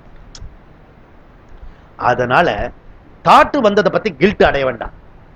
அந்த எண்ணங்களை செயல்படுத்தாம, மோசமான எண்ணங்களை, அதர்மமான எண்ணங்களை செயல்படுத்தாம இருக்கிறது நீ உன்னுடைய சாமர்த்தியம். இதுக்கு பேரு மனக்கட்டுப்பாடு. 3வது நிதித்தியாசனம். இந்த ஞானத்தை வந்து நிஷ்டையாக்கணும். 6வது அத்தியாயத்துல இதை பத்தி விரிவா இருக்கும், அங்க நம்ம படிச்சுக்கலாம். ஓகே, நெக்ஸ்ட் என்ன? ஸ்தித பிரக்ஞ லக்ஷணானி. சரியா? இந்த லட்சணம் அடைஞ்சவன், நிஷ்டை அடைஞ்சவன் எப்படி இருப்பான்? தன் வசத்துல இருப்பான். ஆத்ம வசம் சுகம் அப்படி சொன்னோம் இல்லையா? ஆத்மன்யேவ ஆத்மனா துஷ்டஹா, தன்னில் தானாக சுகமாக இருப்பான். இப்ப வந்து நம்மள ஒரு அறையில விட்டுட்டா எப்படி இருப்போம்? டிவி பார்ப்போம் இல்லையா? தர்ஷனா டிவி பார்ப்போம். கரண்ட் கட் ஆயிடுச்சுன்னு வச்சுக்கோ, உடனே டப்பியெல்லாம் தேடுவோம் திங்கிறதுக்கு. இந்த நேரத்தில் அவ வேற போயிட்டா, அவன் ஒய்ஃப். சரி, போனாவது பண்ணி பேசுவோம். பேசணும், கேட்கணும், எதாவது ஒண்ணு பண்ணணும். நாம இருக்கிறதுக்கு ஏதாவது ஒண்ணு பண்ணிடணும். சொம்மனே இருக்க முடியுமா? ஆத்மன்யேவ ஆத்மனா துஷ்டனா. ஞானி தன்னில் தானாக சுகமாக இருப்பான். இது ஃபர்ஸ்ட் விஷயம். செகண்ட் விஷயம் என்ன? அவனுக்கு ராக துவேஷ பயம் நியூட்ரல் பண்ணிட்டான். புரியுதா? துக்கேஷ்வனுத்விக்ன மனாஹா சுகேஷு விகத ஸ்புருஹா பீதராக பய குரோதஹா ஸ்திததிர்முனிருச்யதே. இந்த ஸ்தித பிரக்ஞன் எப்படி இருப்பானா? அவன் மனசை சமாதானம் பண்ணிட்டான், சமத்துவம் பண்ணிட்டான். முதல் ஸ்லோகம் பூர்ணத்துவத்தை அடைஞ்சிட்டான், 2வது ஸ்லோகம் வந்து சமத்துவம் அடைஞ்சிட்டான். அப்ப அவனுடைய மனசு எப்படி இருக்கும் அப்படின்னா, வெளி விஷயத்துக்காக ஏங்காது, சமுத்திரம் மாதிரி இருக்கும். சமுத்திரத்துல கடல் தண்ணி வந்தாலும் ஓகே, இந்த ஆறுலாம் வருது இல்லையா, ஆறு வந்தாலும் சரி, ஆறு வரலனாலும் சரி, எப்பவுமே பூர்ணமா இருக்கும் கடல். அப்பல ஞானி எப்படிப்பட்டிருப்பான்? அதாவது வந்து பேசினா அவனுக்கு அலர்ஜி கிடையாது. யாரும் பேசலன்னு வச்சுக்கோ, லோன்லியா ஃபீல் பண்றான். அவன் லோன்லி கிடையாதுப்பா, ஒன்லி. என்கிட்ட வந்து சுவாமி கேட்டார், சுவாமிஜி நீங்க லோன்லியா இருக்கலையா, உங்களுக்கு துயரம் வராது? நான் லோன்லி இல்ல, நான் ஒன்லி அப்படின்னு. புரியுறதா? அதனால சோ இதுதான் விஷயம். இந்த இந்த டேங்க்ல தண்ணி ஏத்துறோம்ல, அந்த டேங்க்ல தண்ணி ஏத்தினா தான் வரும், குறைஞ்சு போச்சுன்னா தினசரி ஏத்தணும். சமுத்திரத்துல அப்படி கிடையாது, எப்பவுமே ஃபுல்லா இருக்கும். புரியுதா? அந்த மாதிரி ஞானி பூர்ணத்துவமா இருப்பான் அப்படி சொல்லி 71வது ஸ்லோகத்துல அவன் எப்படி ஜாலியா ஆனந்தமா தெரிஞ்சுட்டு இருப்பான். எந்த இடத்துல யாரு பேரும் யாரு வார்த்தையும் பாதிக்காம ஆனந்தமா தெரிஞ்சுட்டு இருப்பான். அப்படி நம்ம பூஜ்ய சுவாமி மாதிரி. அதுக்கப்புறம் 72ல எப்படி அப்படின்னா பிரம்ம நிர்வாண ருச்சதி அப்படி சொல்லி முடிக்கிறார். அவன் வந்து இருக்கிற வரைக்கும் ஆனந்தமா இருந்த பிறகு இந்த சரீரம் விழுந்த பிறகு இனி ஒரு தடவை பிறக்க மாட்டான். புரியுதா? அதனால பிறவி பெருங்கடல் நீந்துவர் நீந்தார் இறைவனடி சேராதார். அவன் வந்து இனி ஒரு பிறவியை எடுக்க மாட்டான். அவன் ஜீவன் முக்தன் மாத்திரம் இல்ல, விதேக முக்தன் சொல்லி இந்த அத்தியாயம் பூர்ணமா ஆக்குறது. ஓகே, அதனால இதுவரைக்கும் நம்ம பார்த்தது அர்ஜுன சரணாகதி, ஞான யோகம், கர்ம யோகம், அதுக்கப்புறம் ஸ்தித பிரஜ்ஞ லட்சணம். இது வரைக்கும் நம்ம பார்த்திருக்கோம். ஹரி ஓம் தத் சத். ஓம் பூர்ணமத பூர்ணமிதம் பூர்ணமுதச்யதே பூர்ணஸ்ய பூர்ணமாதாய பூர்ணமேவாவசிஷ்யதே. ஓம் சாந்தி சாந்தி சாந்தி. ஹரி ஓம். ஸ்ரீ குருப்யோ நமக. ஹரி ஓம்.